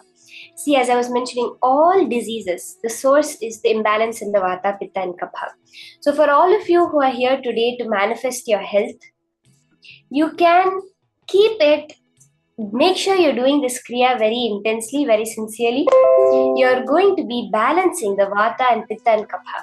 Swamiji says your Pitta is directly related to your visualization, to your breath, the breath level of you. The Vata is directly related to your verbalization, to the length level. And Kapha is related to consciousness, the decision making, the will persistence, the depth level of you. That is why if Pitta becomes too much, your visualization will be imbalanced. If your Vata becomes too much, your verbalization will be imbalanced. And if your Kapha gets imbalanced, your consciousness also goes out of balance. These three are the direct cause of all diseases and all health in your body. So let's enter into the Kriya.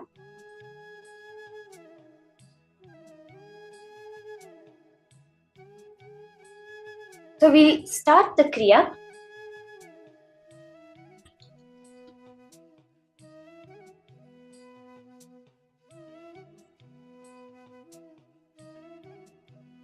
The first step of this Kriya is you will be shaking your whole body. So you can stand up and start the Kriya by shaking your whole body. The whole body will become a liquid. It will take 10 minutes. And for this first step of this Kriya, please ensure you're doing the Kriya very sincerely. This is the direct process Swamiji has given to heal your body from all diseases. So can I request all the participants to stand up and start the shaking your body intensely.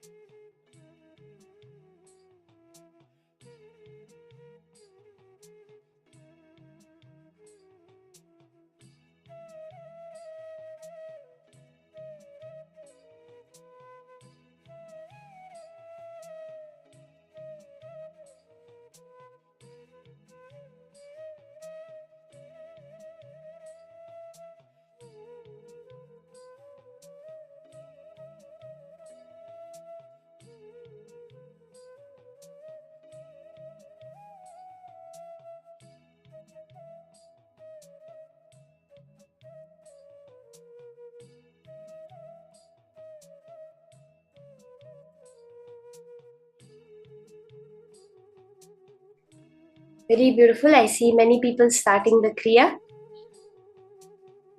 Can have all the participants do this Kriya very intensely. Shake your body. Literally let yourself become a liquid completely.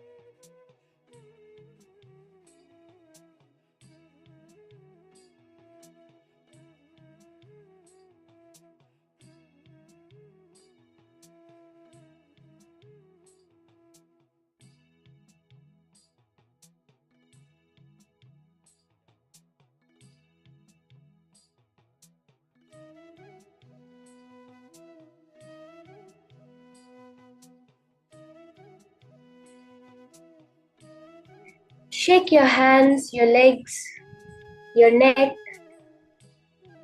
Can literally move like 1,000 snakes are in your body, like a liquid.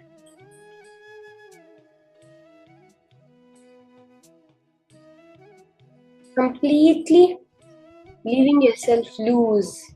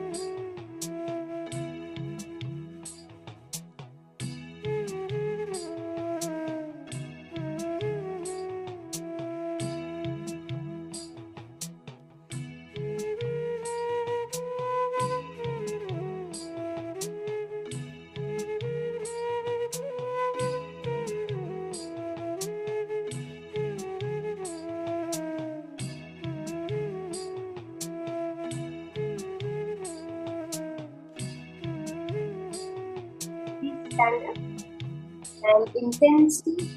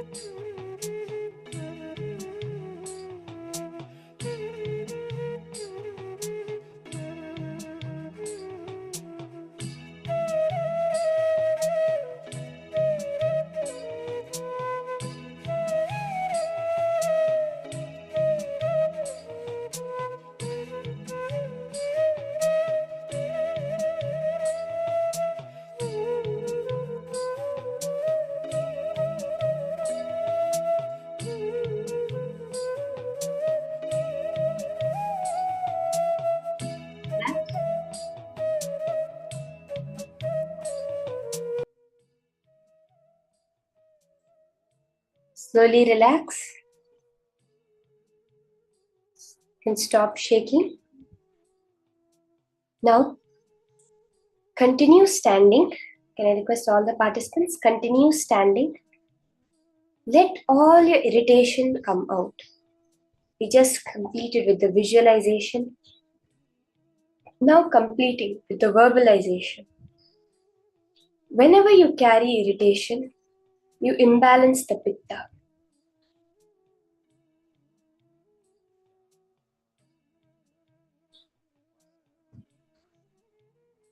Throw out all the negativity which you are carrying. Empty the irritation. Let it come out in the form of shouting, crying, screaming. Whatever is arising in your inner space, let all the irritation, anger, negativity come out. This is the imbalance in the visualization, in the pitta. Just scream it. Cry, shout, any emotions arising. Completely express it. You can be rest assured the focus mode is on. Other than the acharyas, nobody can see you. So be completely free and express yourself completely. Shout, scream. Continue standing for this. Can continue standing for this round of the kriya.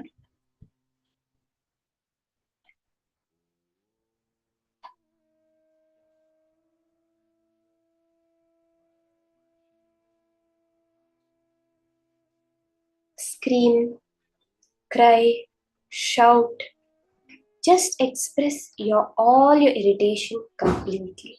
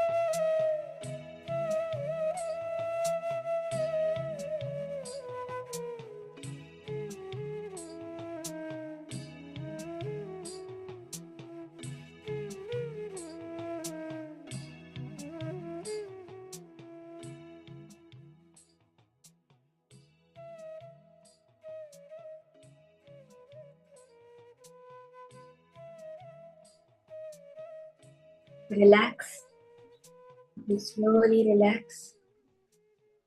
That intense silence and peace that comes within from expressing all the irritation. Just sit down now. After that intensity, sit.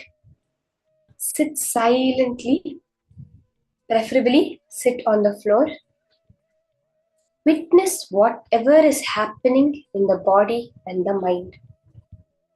Whether the irritation is continuing, silence is arising, whatever pull and push, ups and downs happening now. Witness it. Observe the observer. All the participants, you can now settle down, sit silently without any movement in your body and just witness whatever is happening. Let's spend a few minutes on the last step of the Kriya. Just witness all the thoughts arising, all the feelings, irritations, good feelings, bad feelings, whatever is arising in the body and mind. Just observe it.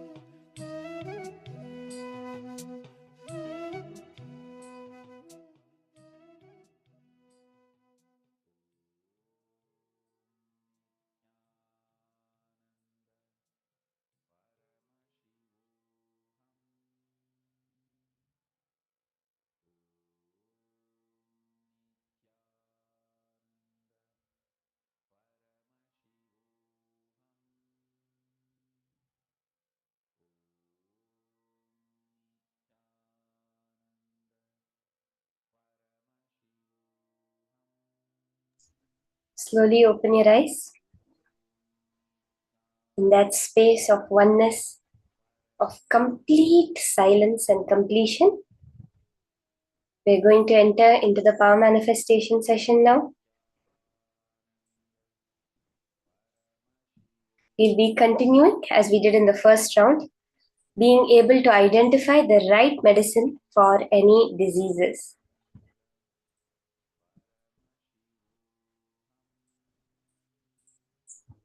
You can slowly open your eyes, settle down. The more and more we get our body to balance, then Paramashiva is able to manifest with us. Swamiji says, consciousness at its ultimate level as a power, it does not have any rules or limits that bind it. But when it manifests through the human body, the principles, it has its certain principles, its certain laws. Like how you have the laws of gravity, the laws of electromagnetic force, etc. The consciousness also, when it functions through the human body, functions through certain laws. And the most important for that is a detoxed body. Only through a yogic body can an awakened consciousness function. That is the key to power manifestation. Now, let's be continuing the power of identifying the right medicine for any disease. We can all start, connect to a partner.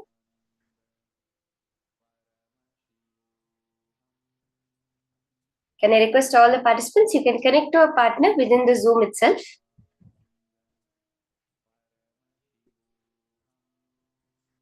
I saw Majena and Ramasamy, all of you doing the Kriya so intensely. That intensity in the Kriya itself will manifest as powers now.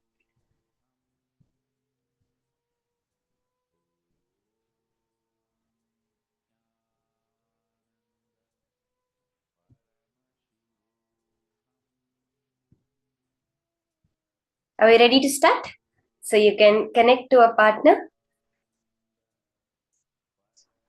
and you can scan them first, whatever issues are in their body, any imbalances they are experiencing, heat, hunger, any kind of imbalances, whether it's in their sleep, whether it's physically, mentally, you can scan that and you can identify the exact solution, that the third eye, that Paramashiva's solution for that issue. Let's start. Let's all start pairing up. Ma Jayanti, Ma Julie Silla, Ma Alicia. Yes, we can start pairing up for this round of manifestation. Ma Maheshri, Ma Suvignana Swarupini. Paramashivoham. Om Nithyananda. Scan first any issue they have, and as you're scanning, you can identify the cure for that disease also. So whatever issue, whatever imbalance is there in the body. Let's start. Just connect to Paramashiva. Remember, the source of your consciousness and Paramashiva's consciousness is exactly one and the same. There is no difference in it. In quality, you are the same. Maybe in quantity, you may be different, but at the base quality, you and Paramashiva are one and the same. And Suprabhatam, wake up call, wake up song. As Paramashiva, in that Paramashivam. space of responsibility, of pure energy, Mahavagya, you can share with your partner the solution lullaby to for anything that is into Samadhi. Suprabhatam, wake up song for Paramashiva to wake up in you. Just remember this one powerful cognition. This Mahavagya puts me in Samadhi. This is spiritual lullaby for Samadhi. And Suprabhatam, wake up song for Paramashiva in me.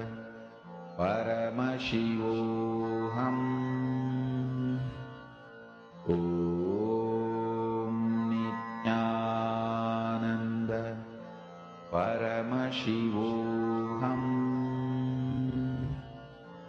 Om Nithyananda Paramashivoham.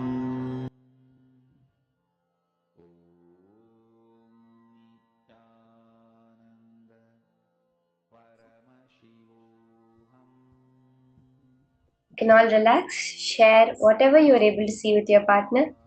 Ma Zentiao, Ma Jiana, whatever you are scanning, you can share it with your partner. So Ma Priyatma Surupini and Ma Alicia Morrissey doing the power manifestation very intensely.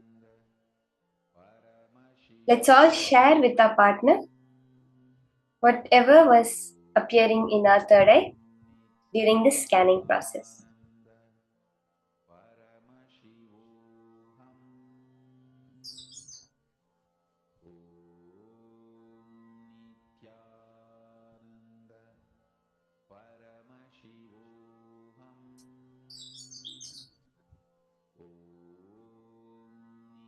How many of us manifested?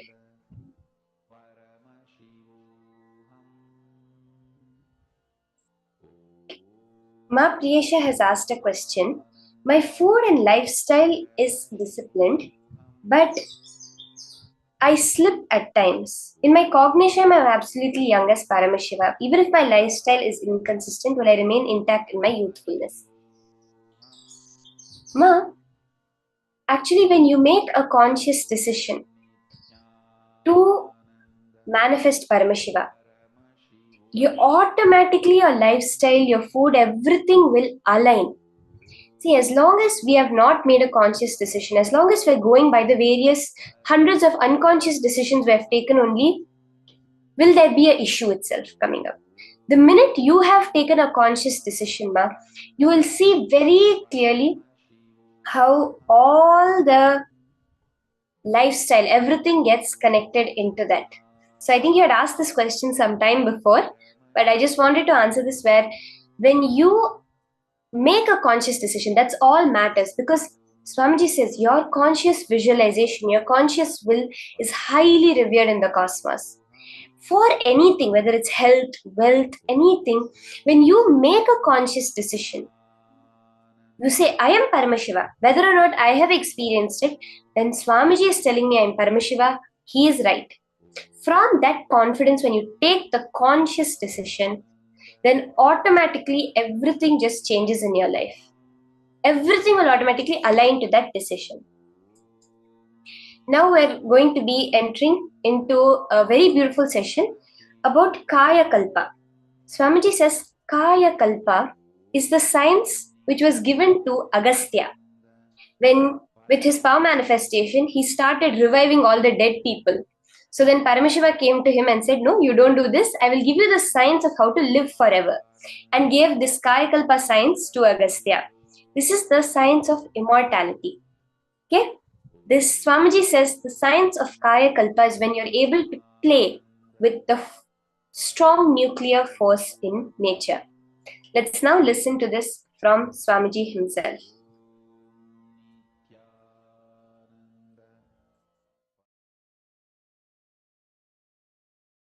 The sacred secret science of Kayakalpa is Paramashiva's message directly from Kailasa to the whole humanity, to the whole world today. From today, Paramashiva will reveal the great sacred secret science of Kayakalpa. Understand?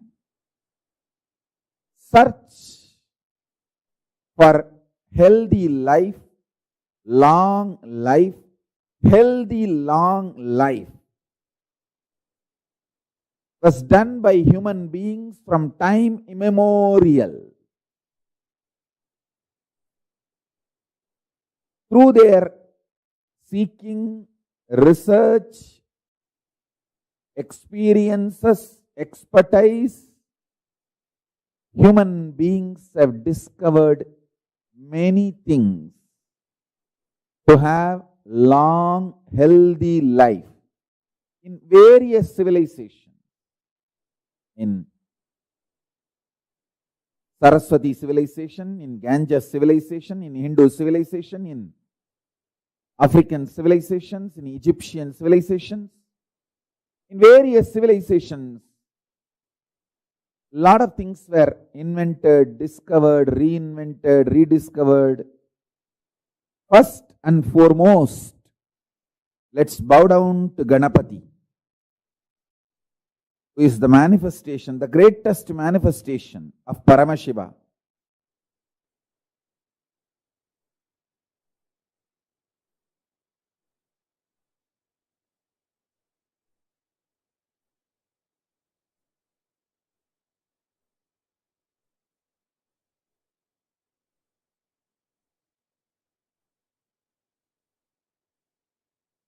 Listen.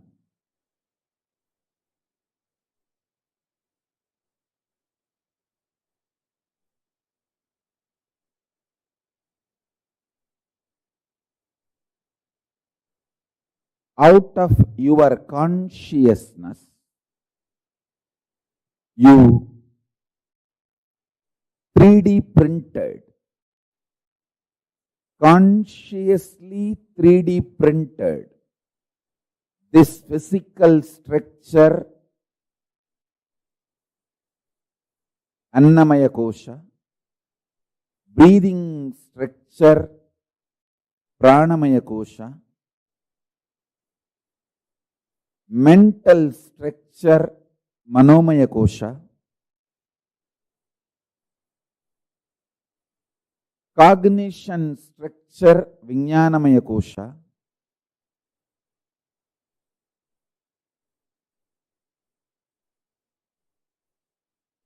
conscious structure, Anandamaya Kosha, from your superconsciousness, from your core, Paramashiva himself.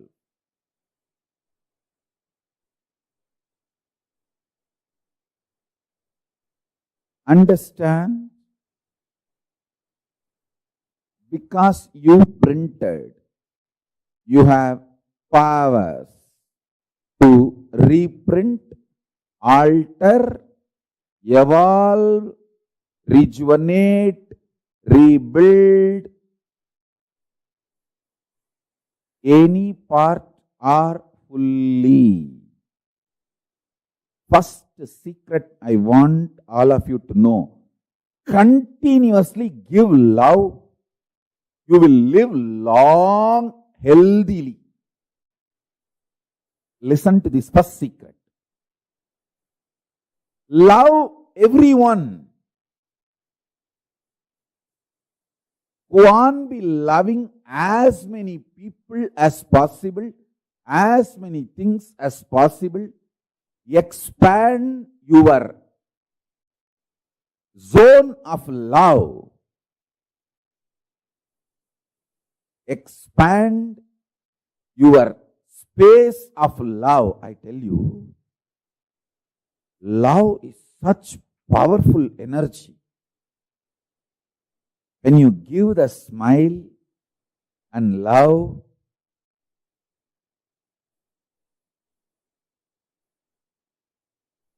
the way others respond to you, react to you, and the way you start feeling about yourself, and the way again you experience you, and the kind of chemicals and hormones you release inside you, and the way you feel secured about yourself and others, it just becomes virtuous circle. Listen carefully. Giving love to yourself, giving love to others, more and more people, more and more situations, more and more beings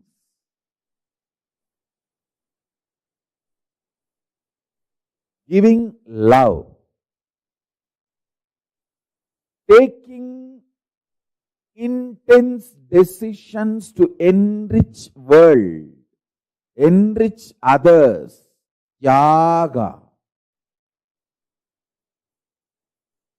Tyaga removes all the negativity from not only your mind, it removes negativity even from your intestine. The parasites, microbes from your intestine gets clean. Gets clean. When you start smiling at people, loving people, giving security to people, making people feel secured about you, with you, around you,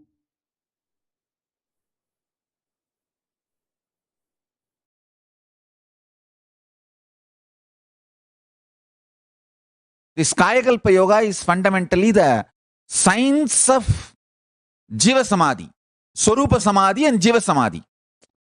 See, Jiva Samadhi means you can decide when you want to leave the body. You can live as long as you want, 100 years, 200 years, and leave the body when you want.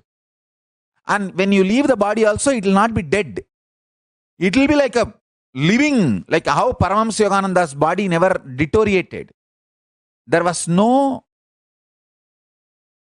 signs of death on Paramashivoham's body. Paramashivoham is one of the greatest incarnations. This Kayakalpa Yoga.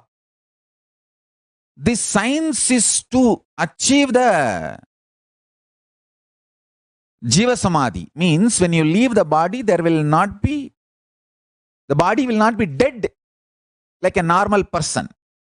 You will sit in Samadhi, you will stop using the body, but the body will be alive. Like that you can sit in Samadhi for 200-300 years also. In India, we have great Jiva Samadhis. My own gurus, Raghupati Yogi and Kuppammal and Isakki Swami, all three of them are Jiva Samadhis. I have seen with my own eyes. Isakki Swami, after he left the body, 3 days after that, we took the body, and when we were putting him in the Samadhi, just automatically his legs got folded and got into Padmasana.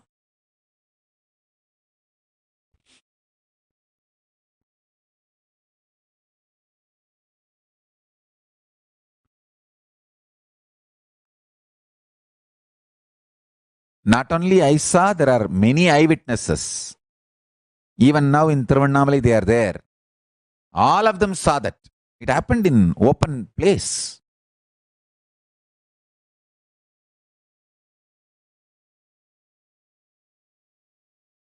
body which is used intensely remains healthy. Internal organs which is active intensely remains healthy and continues to function long. Mind which remains sincere continues to be focused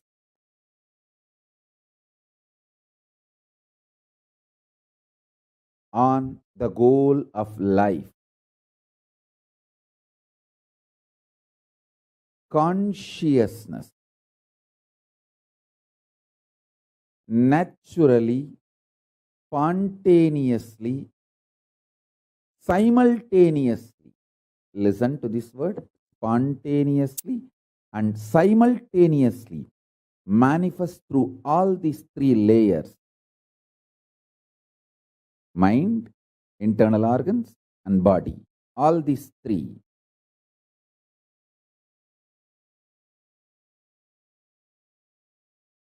when they remain sincere. Let me give you deeper explanation.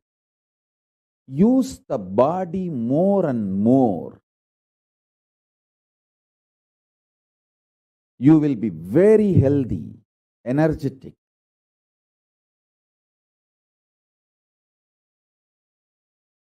Use the internal organs more and more.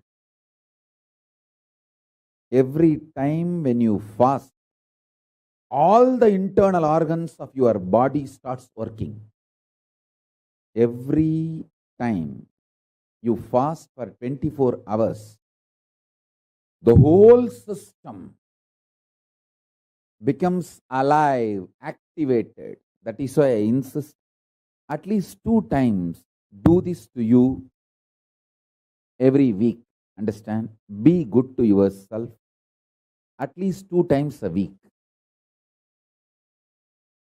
That's the best pampering you can do to you. Anyone who wants to live royal life, listen.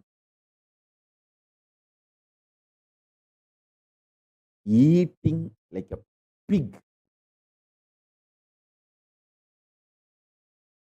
whenever you can, whatever you get, is the cheapest way of treating yourself.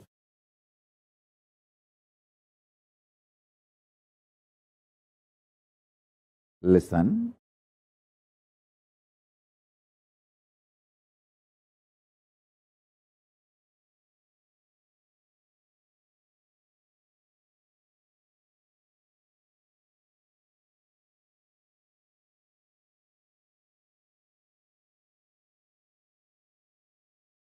It's like treating yourself like garbage bag, garbage can, dustbin.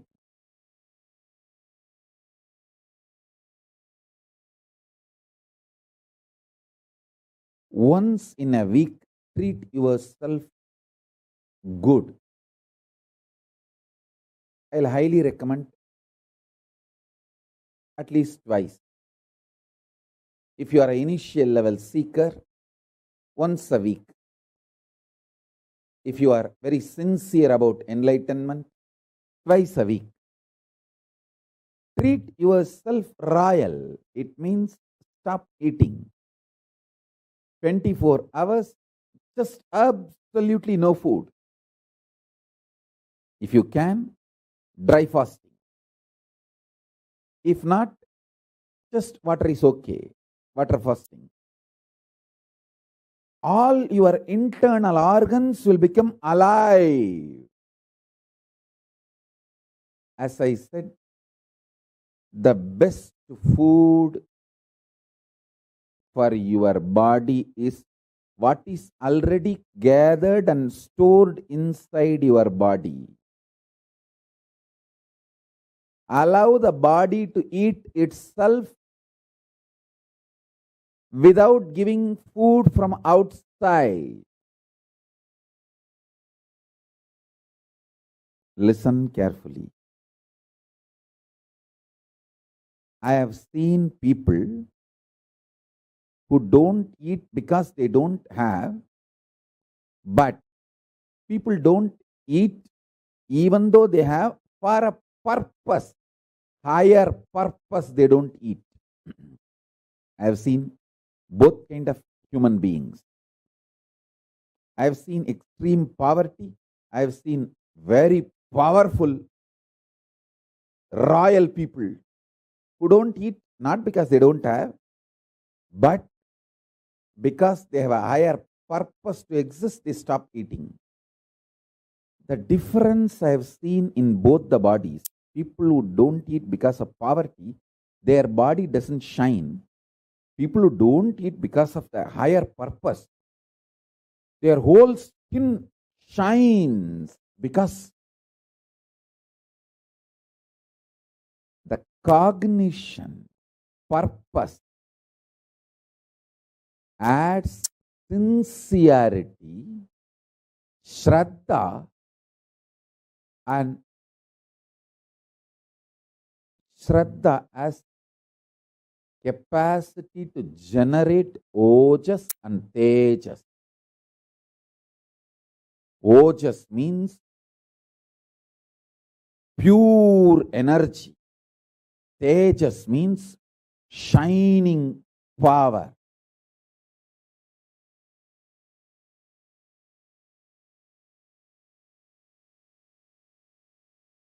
I am actually giving you the secret science of Kayakalpa. The food, when it is physical, your longevity and health reduces. When it becomes liquid, your longevity and health increases. When it becomes just pure prana, your longevity and health increases much more.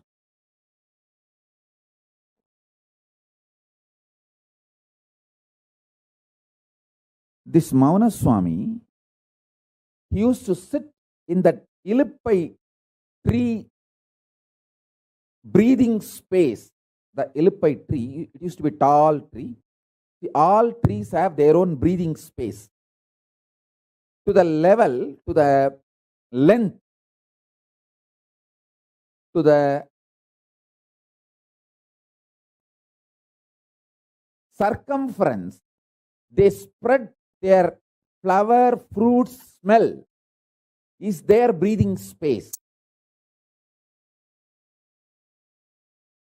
So this temple tower in which this Mauna Swami was sitting comes within the breathing space of that Ilippai tree. So when he sits there and does his pranayama, that Ilippai tree's smell, breathing space, goes into his body, his internal organs receive glucose, sugar, directly just from that prana without taking any white sugar, brown sugar, anything from external source. I tell you, just if you do the detox properly, cleanse all the parasites and microbes, your whole system will become such healthy.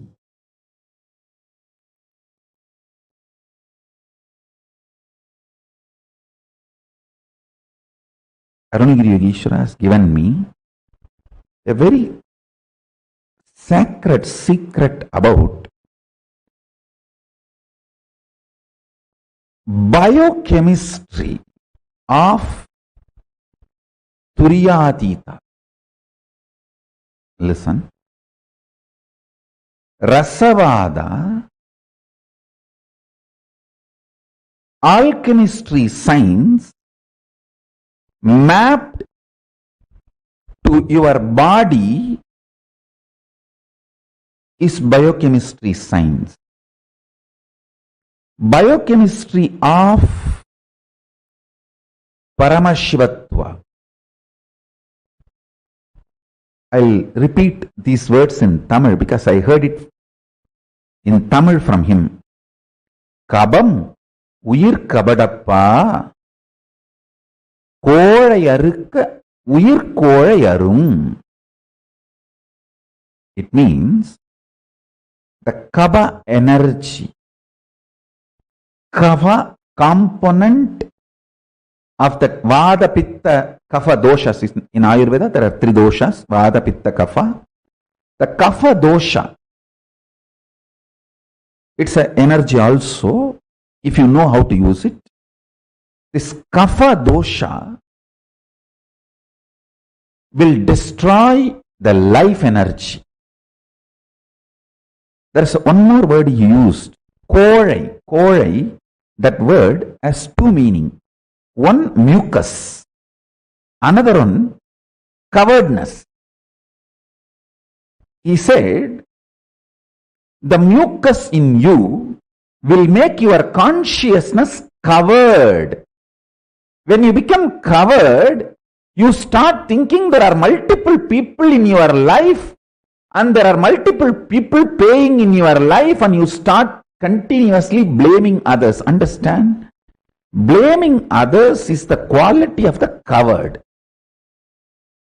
Even if others are attacking you, if it is reality, even if it is fact, taking responsibility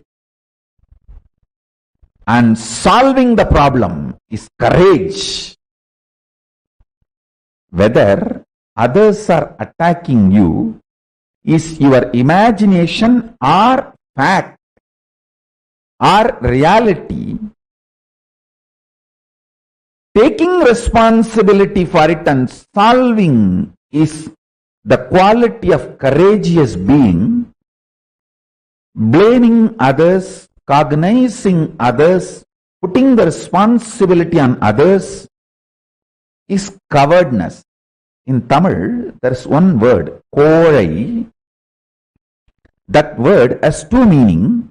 One, mucus. Another one, cowardness.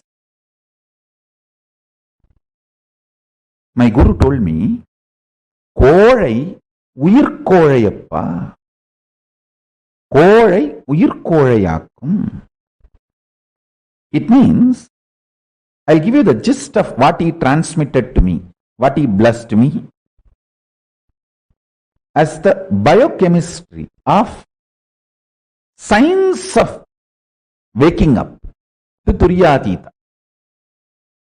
If you practice this science for 1 month, 2 paksha, we can make the samyama Turyatita samyama. For 2 paksha, do this alchemy. Avoid all food related to kapha and mucus in your body. Mucus free food. Understand clearly. All the coveredness of your willpower, see, your willpower experiences coveredness in 3 levels. 1, not feeling powerful to manifest what you want. 2, not thinking through, planning or acting. 3, strongly feeling your opposite powers, opponents, other than you are extremely powerful. It may be persons, situations, places. All of them are extremely powerful. They may overpower you.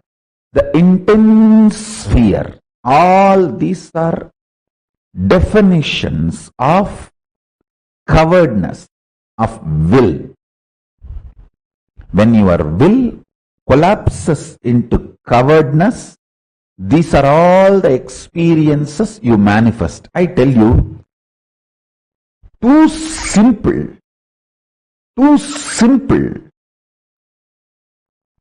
Change your biochemistry, the whole problem will be solved. I have seen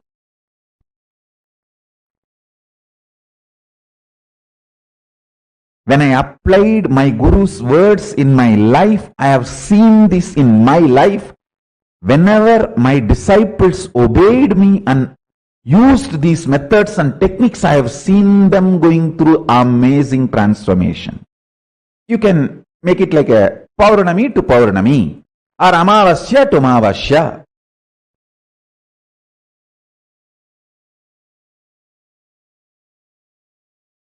Take this up.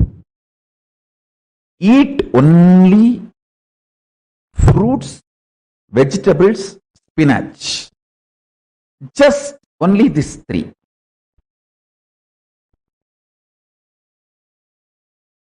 No grain, no animal products like a milk or honey, nothing else. Just these three. Fruits. All fruits okay. All vegetables okay. All spinach okay. 1 month, just this diet. Listen carefully.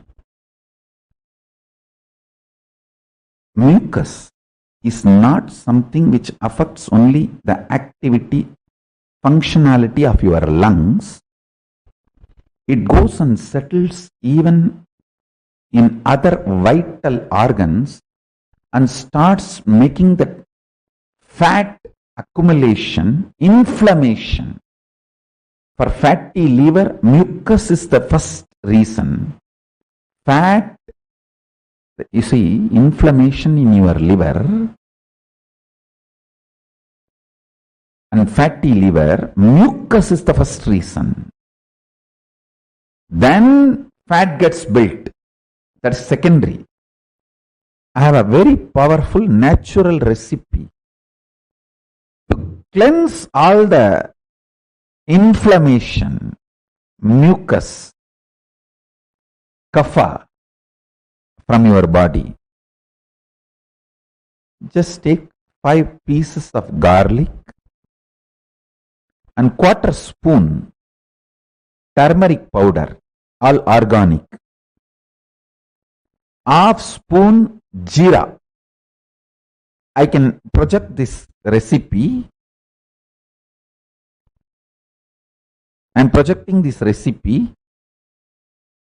5 parts of garlic, 1/4 spoon of turmeric, 1/2 teaspoon jeera. Boil in water. Crush all ingredients in mortar and pestle and drink at night. It can really detox you. I will say this is one of the nectar for Kayakalpa.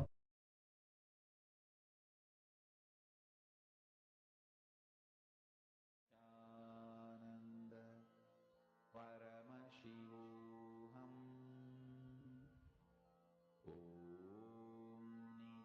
Nithyananda. Paramashivoham.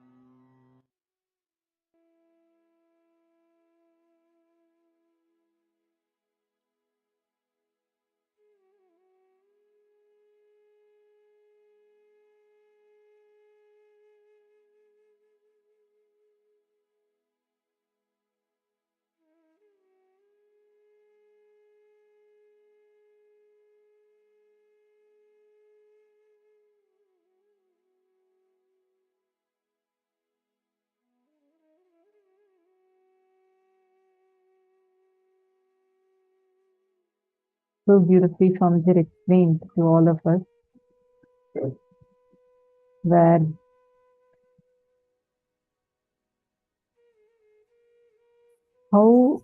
what is Kayakalpa? What is the science of Kayakalpa? And how you can have this Kayakalpa in you. How to make your body into a Kayakalpa body. Such a powerful science what we just learned. And Swamiji also gave us a recipe. Did you all note down the detox recipe? Did you all take note of the detox recipe? Very, very powerful. And Swamiji also gave us the samyama that we can do, the diet that we can follow for living, like for having a mucus-free body. Like your diet, if it is mucus-free, it can help you tremendously. And Swamiji explained the science so powerfully. Swamiji had explained this to us.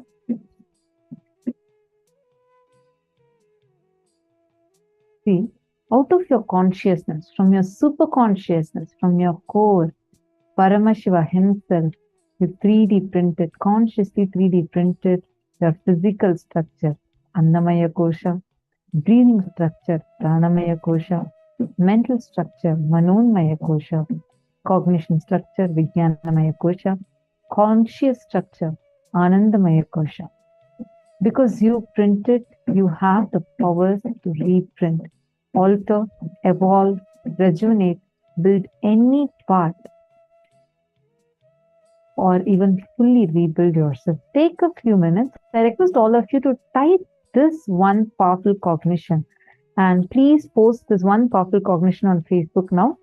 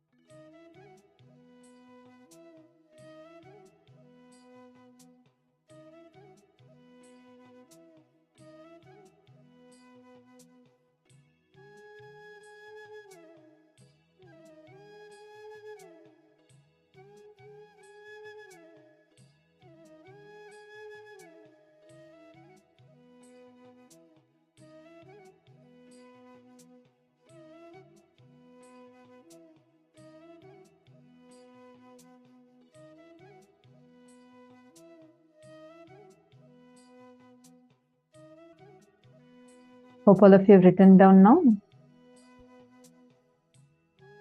See, Kayakalpa Yoga, science to achieve Jiva Samadhi means you have the power to live as long as you want.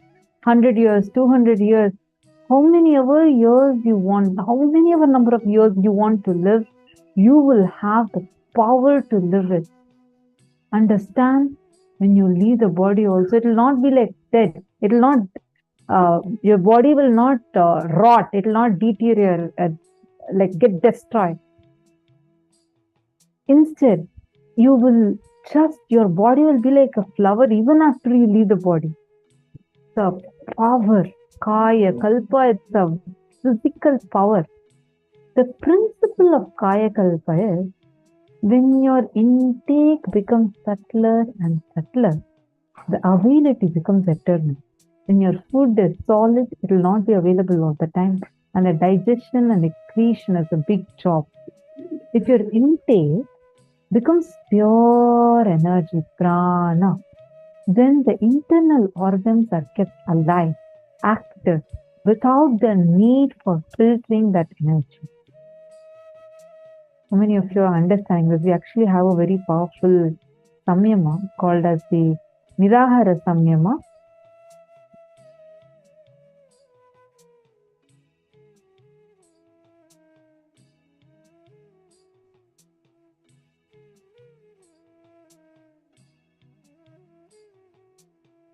Where Swamiji actually makes us to go beyond even the necessity of food.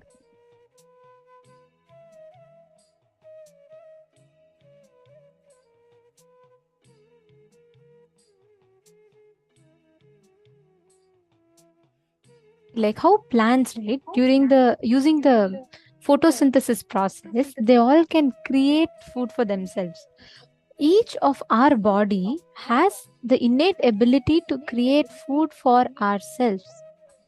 Each of our bodies has the ability to create food for ourselves, just like how plants do. Swamiji, using the Nirahara Samyama, awakens our body's innate ability to generate food for ourselves. And that is the science of Nirahara Samyama. Actually, tons of people have done this Nirahara Samyama successfully, and so many people are a witness to this. Like even she has done Nirahara Samyama for, I think, 6 months, right? Almost 1.5 years. Yes. And Swamiji also explained to us one of the most powerful ways how you can detox the parasites in your intestine. Listen, Swamiji said, giving love to yourself and others, smiling at people, making people feel secured about being around you, and taking intense decisions to enrich the world, and tyaga, sacrifice, cleanses and detoxes the parasites, microbes from your intestine. Your whole system will become so healthy, and simply Kayakalpa will start happening through you. Again, this is another very powerful cognition. I request all of you to take a few minutes and type down this one cognition. I request all of you to do this. Is such, see, understand. Many times you feel like just a smile, just me smiling can do a difference. Yes. Your one smile, you will just be looking and smiling. But understand it has an impact on your very intestine. We all want to have a healthy body, like a really healthy body. And now I see so many of you widely starting to smile. Okay, a good decision. Understand? See, the moment just being loving. Take a moment. I request all of you to type every single word that Swamiji has told here. Type it and post it. Come on, take a few minutes. Quickly start typing this.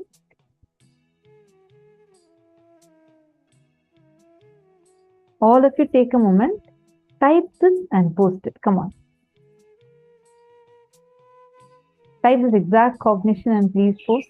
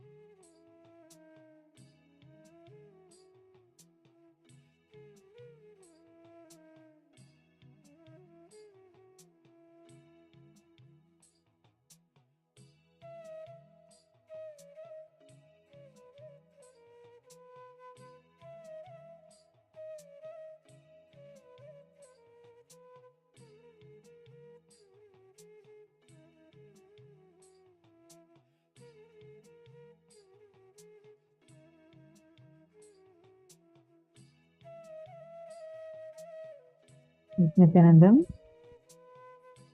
All of you typed out. I see only some of you who are typing. All others, please type it out. It's a very important cognition.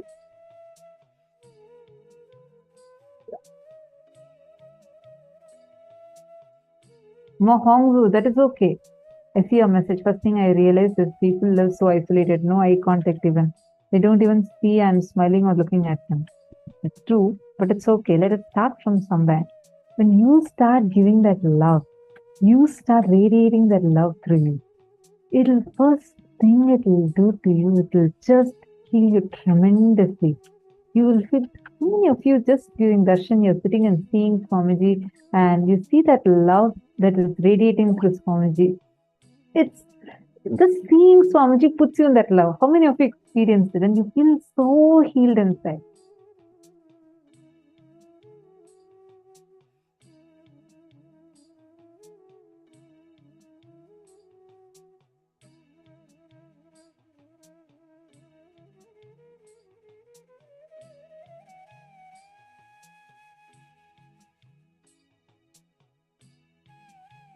Nithyanandam, Ma Kitty, Nithyanandam, nice to have you here. Kitty from, where are you from? Nice to have you here. You're asking for a link. Which link exactly you're asking, Ma? I request you to, if you could just please let me know. I see you're asking heartfelt link. If you could tell me specifically, definitely our team would immediately share that link with you, Ma. And Ma Kalyani, are you also there? Nithyanandam, sorry, I just missed your message on YouTube. Ma Kalyani.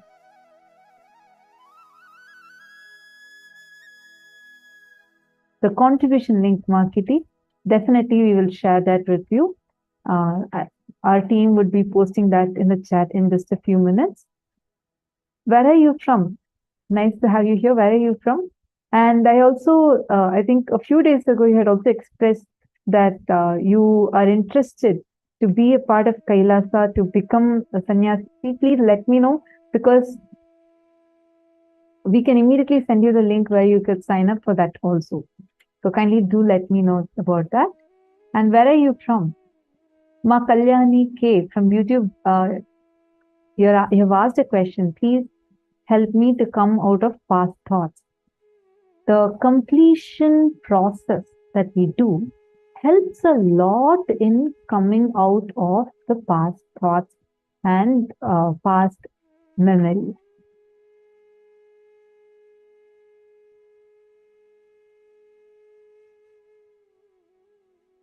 We'll help you that process of completion now, but please let me know if you are here listening.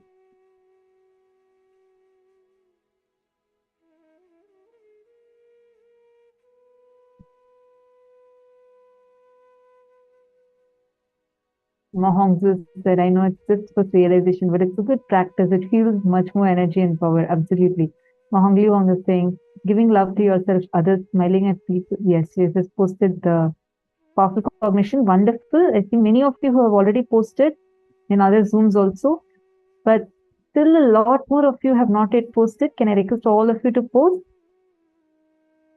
Ma Shukrendraananda, Chinese participants can post it even in Chinese language, but I just request everyone to type it and post it. If you could just tell, sorry, in case you're translating, request if you could tell all the Chinese participants that they can post this just in Chinese itself.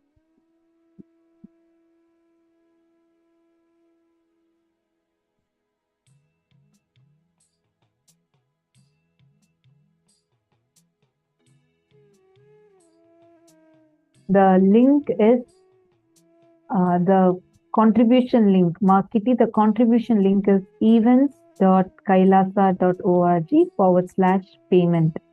So that is the link. You can go to that link and make your offering. Events.kailasa.org/payment.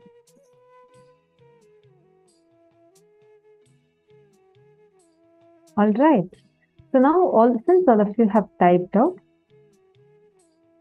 see, the food, when it is physical, your longevity and health drastically reduces. When it becomes a liquid, your longevity and health increase. when it becomes just pure prana, your longevity and health increases way much more. Actually, Swamiji says this is the very way how Swamiji is one of Swamiji's gurus, Mauna Swami, with whom Swamiji explored the science of Kayakalpa as a child. He used to sit under the Ilippai tree. It's called as Ilippai Maram in Tamil. All trees have their own breathing space where they spread their fruits and smell. So until the place where a tree's flowers or its fruit smell or its fragrance, like the tree's smell reaches, it's called as the breathing space of that tree. So he used to sit in the breathing space of an Ilippai tree, Ilippai Maram, and all the trees had their own breathing space, and the temple tower in which Mauna Swami used to sit comes within the breathing space of the Ilippai tree. So when he sits there and does his pranayama, that Ilippai tree's smell, breathing space goes into his body. His internal organs receive glucose, sugar directly from that prana. Understand? Without taking any form of sugar, no honey, no sugar, no brown sugar, nothing. Without taking anything from external source, just by inhaling this prana of the tree, he used to empower his internal organs, energize his internal organs with the required amount of glucose. Wow, what an advanced science. This science is called as the Kayakalpa, where you literally start living on air, prana. The most powerful Kumbhaka is Trinetra Kumbhaka. So now we are going to be practicing Trinetra Kumbhaka. It awakens the Kundalini Shakti, the cosmic union with Paramashiva, rebuilds your body, burns all the bad muscle memory, biomemory, and does everything best. The whole prana sharira will become aligned with the full Kundalini Shakti. Now, you can do this every day. Start with 11 times in the morning and 11 times in the evening. After 2-3 days, make it into 21, then slowly 42, then slowly do 108. Now, we are going to do for 10 minutes, 11 times we are going to do. Listen to the steps carefully, then we'll do it also and show to you. Inhale through your left nostril as much as you can and comfortably hold.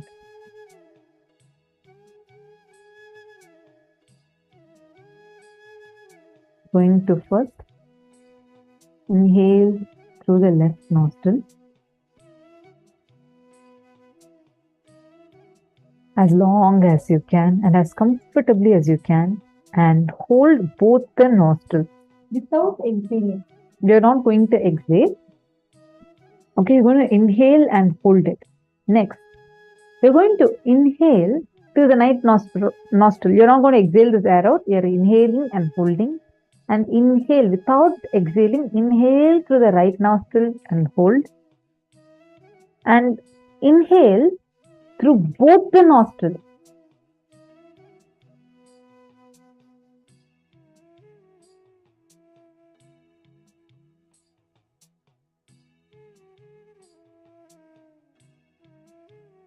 Hold as long as you can, as comfortably as you can. Automatically, the body itself will balance itself by exhaling a little. Don't worry about that.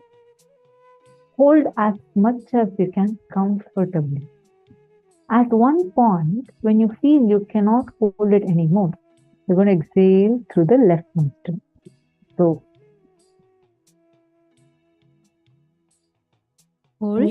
Hold as long as you can without exhaling. Now inhale through the right nostril and hold without exhaling. Hold as long as you're comfortable. Now inhale through both the nostrils without exhaling. And hold for as long as you can. And exhale through the left nostril. This is one cycle. So like this, you're going to do 11 cycles. Are all of you clear? You're going to do this whole cycle 11 times. We're going to project the steps also for all of you. And all of you are going to be doing this process. Please start.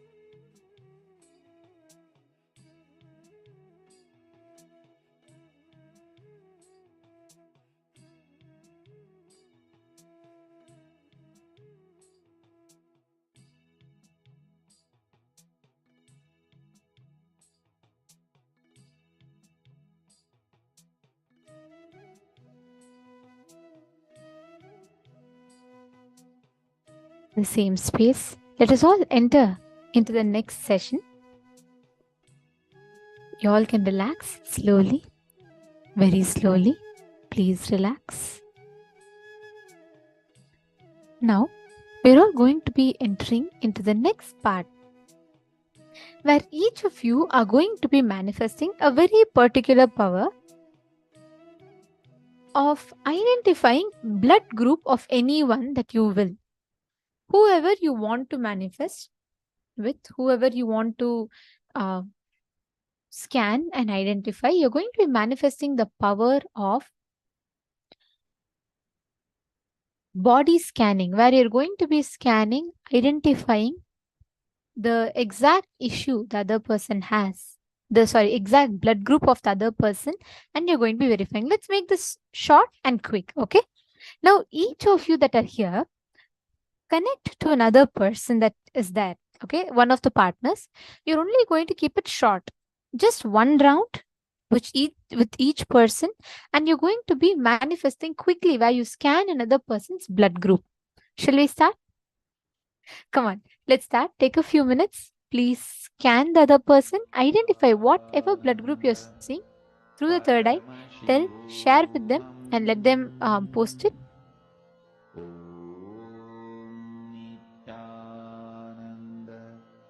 Paramashivoham.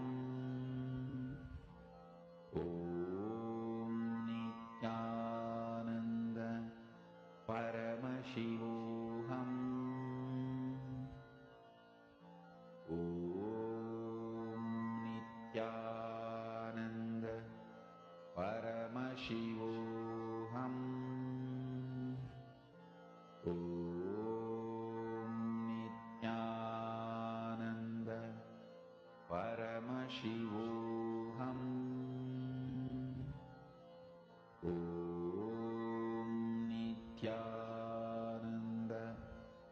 Paramashivoham. Om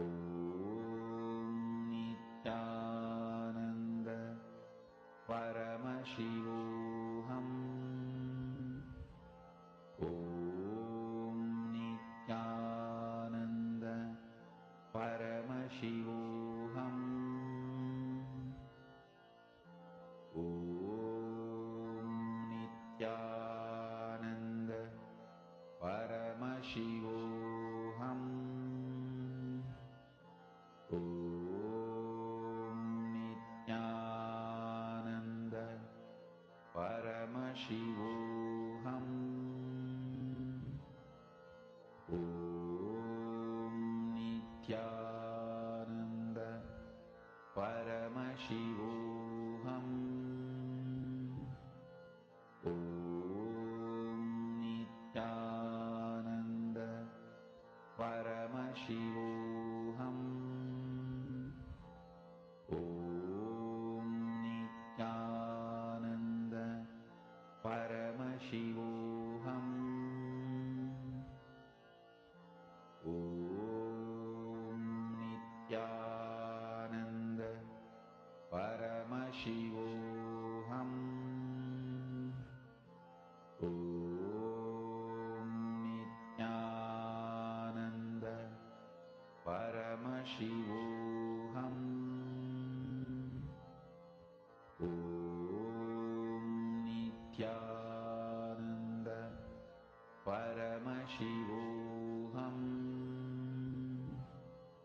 Om Nithyananda.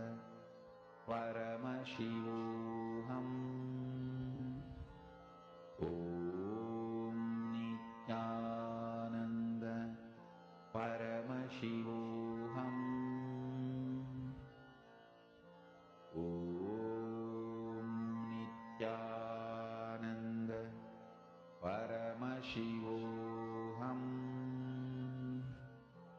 Om Nithyananda. Paramashivoham. Mahamahavagya, spiritual lullaby for Samadhi, and Suprabhatam, wake up call, wake up song for Paramashiva. This Mahavagya is spiritual lullaby for you to fall into Samadhi. Suprabhatam, wake up song for Paramashiva to wake up in you. Just remember this one powerful cognition. This Mahavagya puts me in Samadhi. This is spiritual lullaby for Samadhi. And Suprabhatam, wake up song for Paramashiva in me. For Paramashiva to manifest. With this one spiritual powerful cognition, chant this Mahavagya.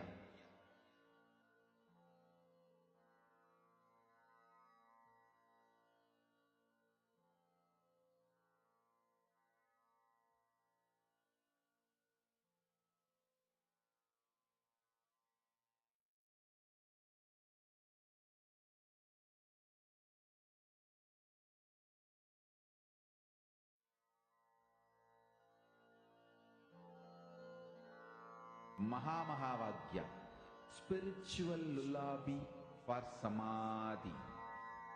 And Suprabhatam, wake up call, wake up song for Paramashiva. For Paramashiva to manifest. With this one spiritual powerful cognition, chant this Mahavagya. Om Nithyananda Paramashivoham. Om Nithyananda Paramashivoham. Om Nithyananda Paramashivoham. Om Nithyananda Paramashivoham. Om Nithyananda Paramashivoham. Om Nithyananda Paramashivoham. Om Nithyananda Paramashivoham. Om Nithyananda Paramashivoham. Om Nithyananda Paramashivoham. Om Nithyananda Paramashivoham. Om Nithyananda Paramashivoham. Om Nithyananda Paramashivoham.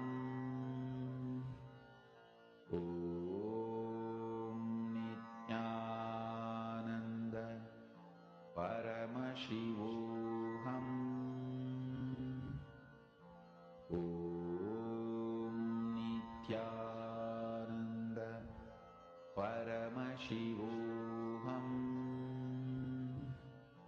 Om Nithyananda Paramashivoham.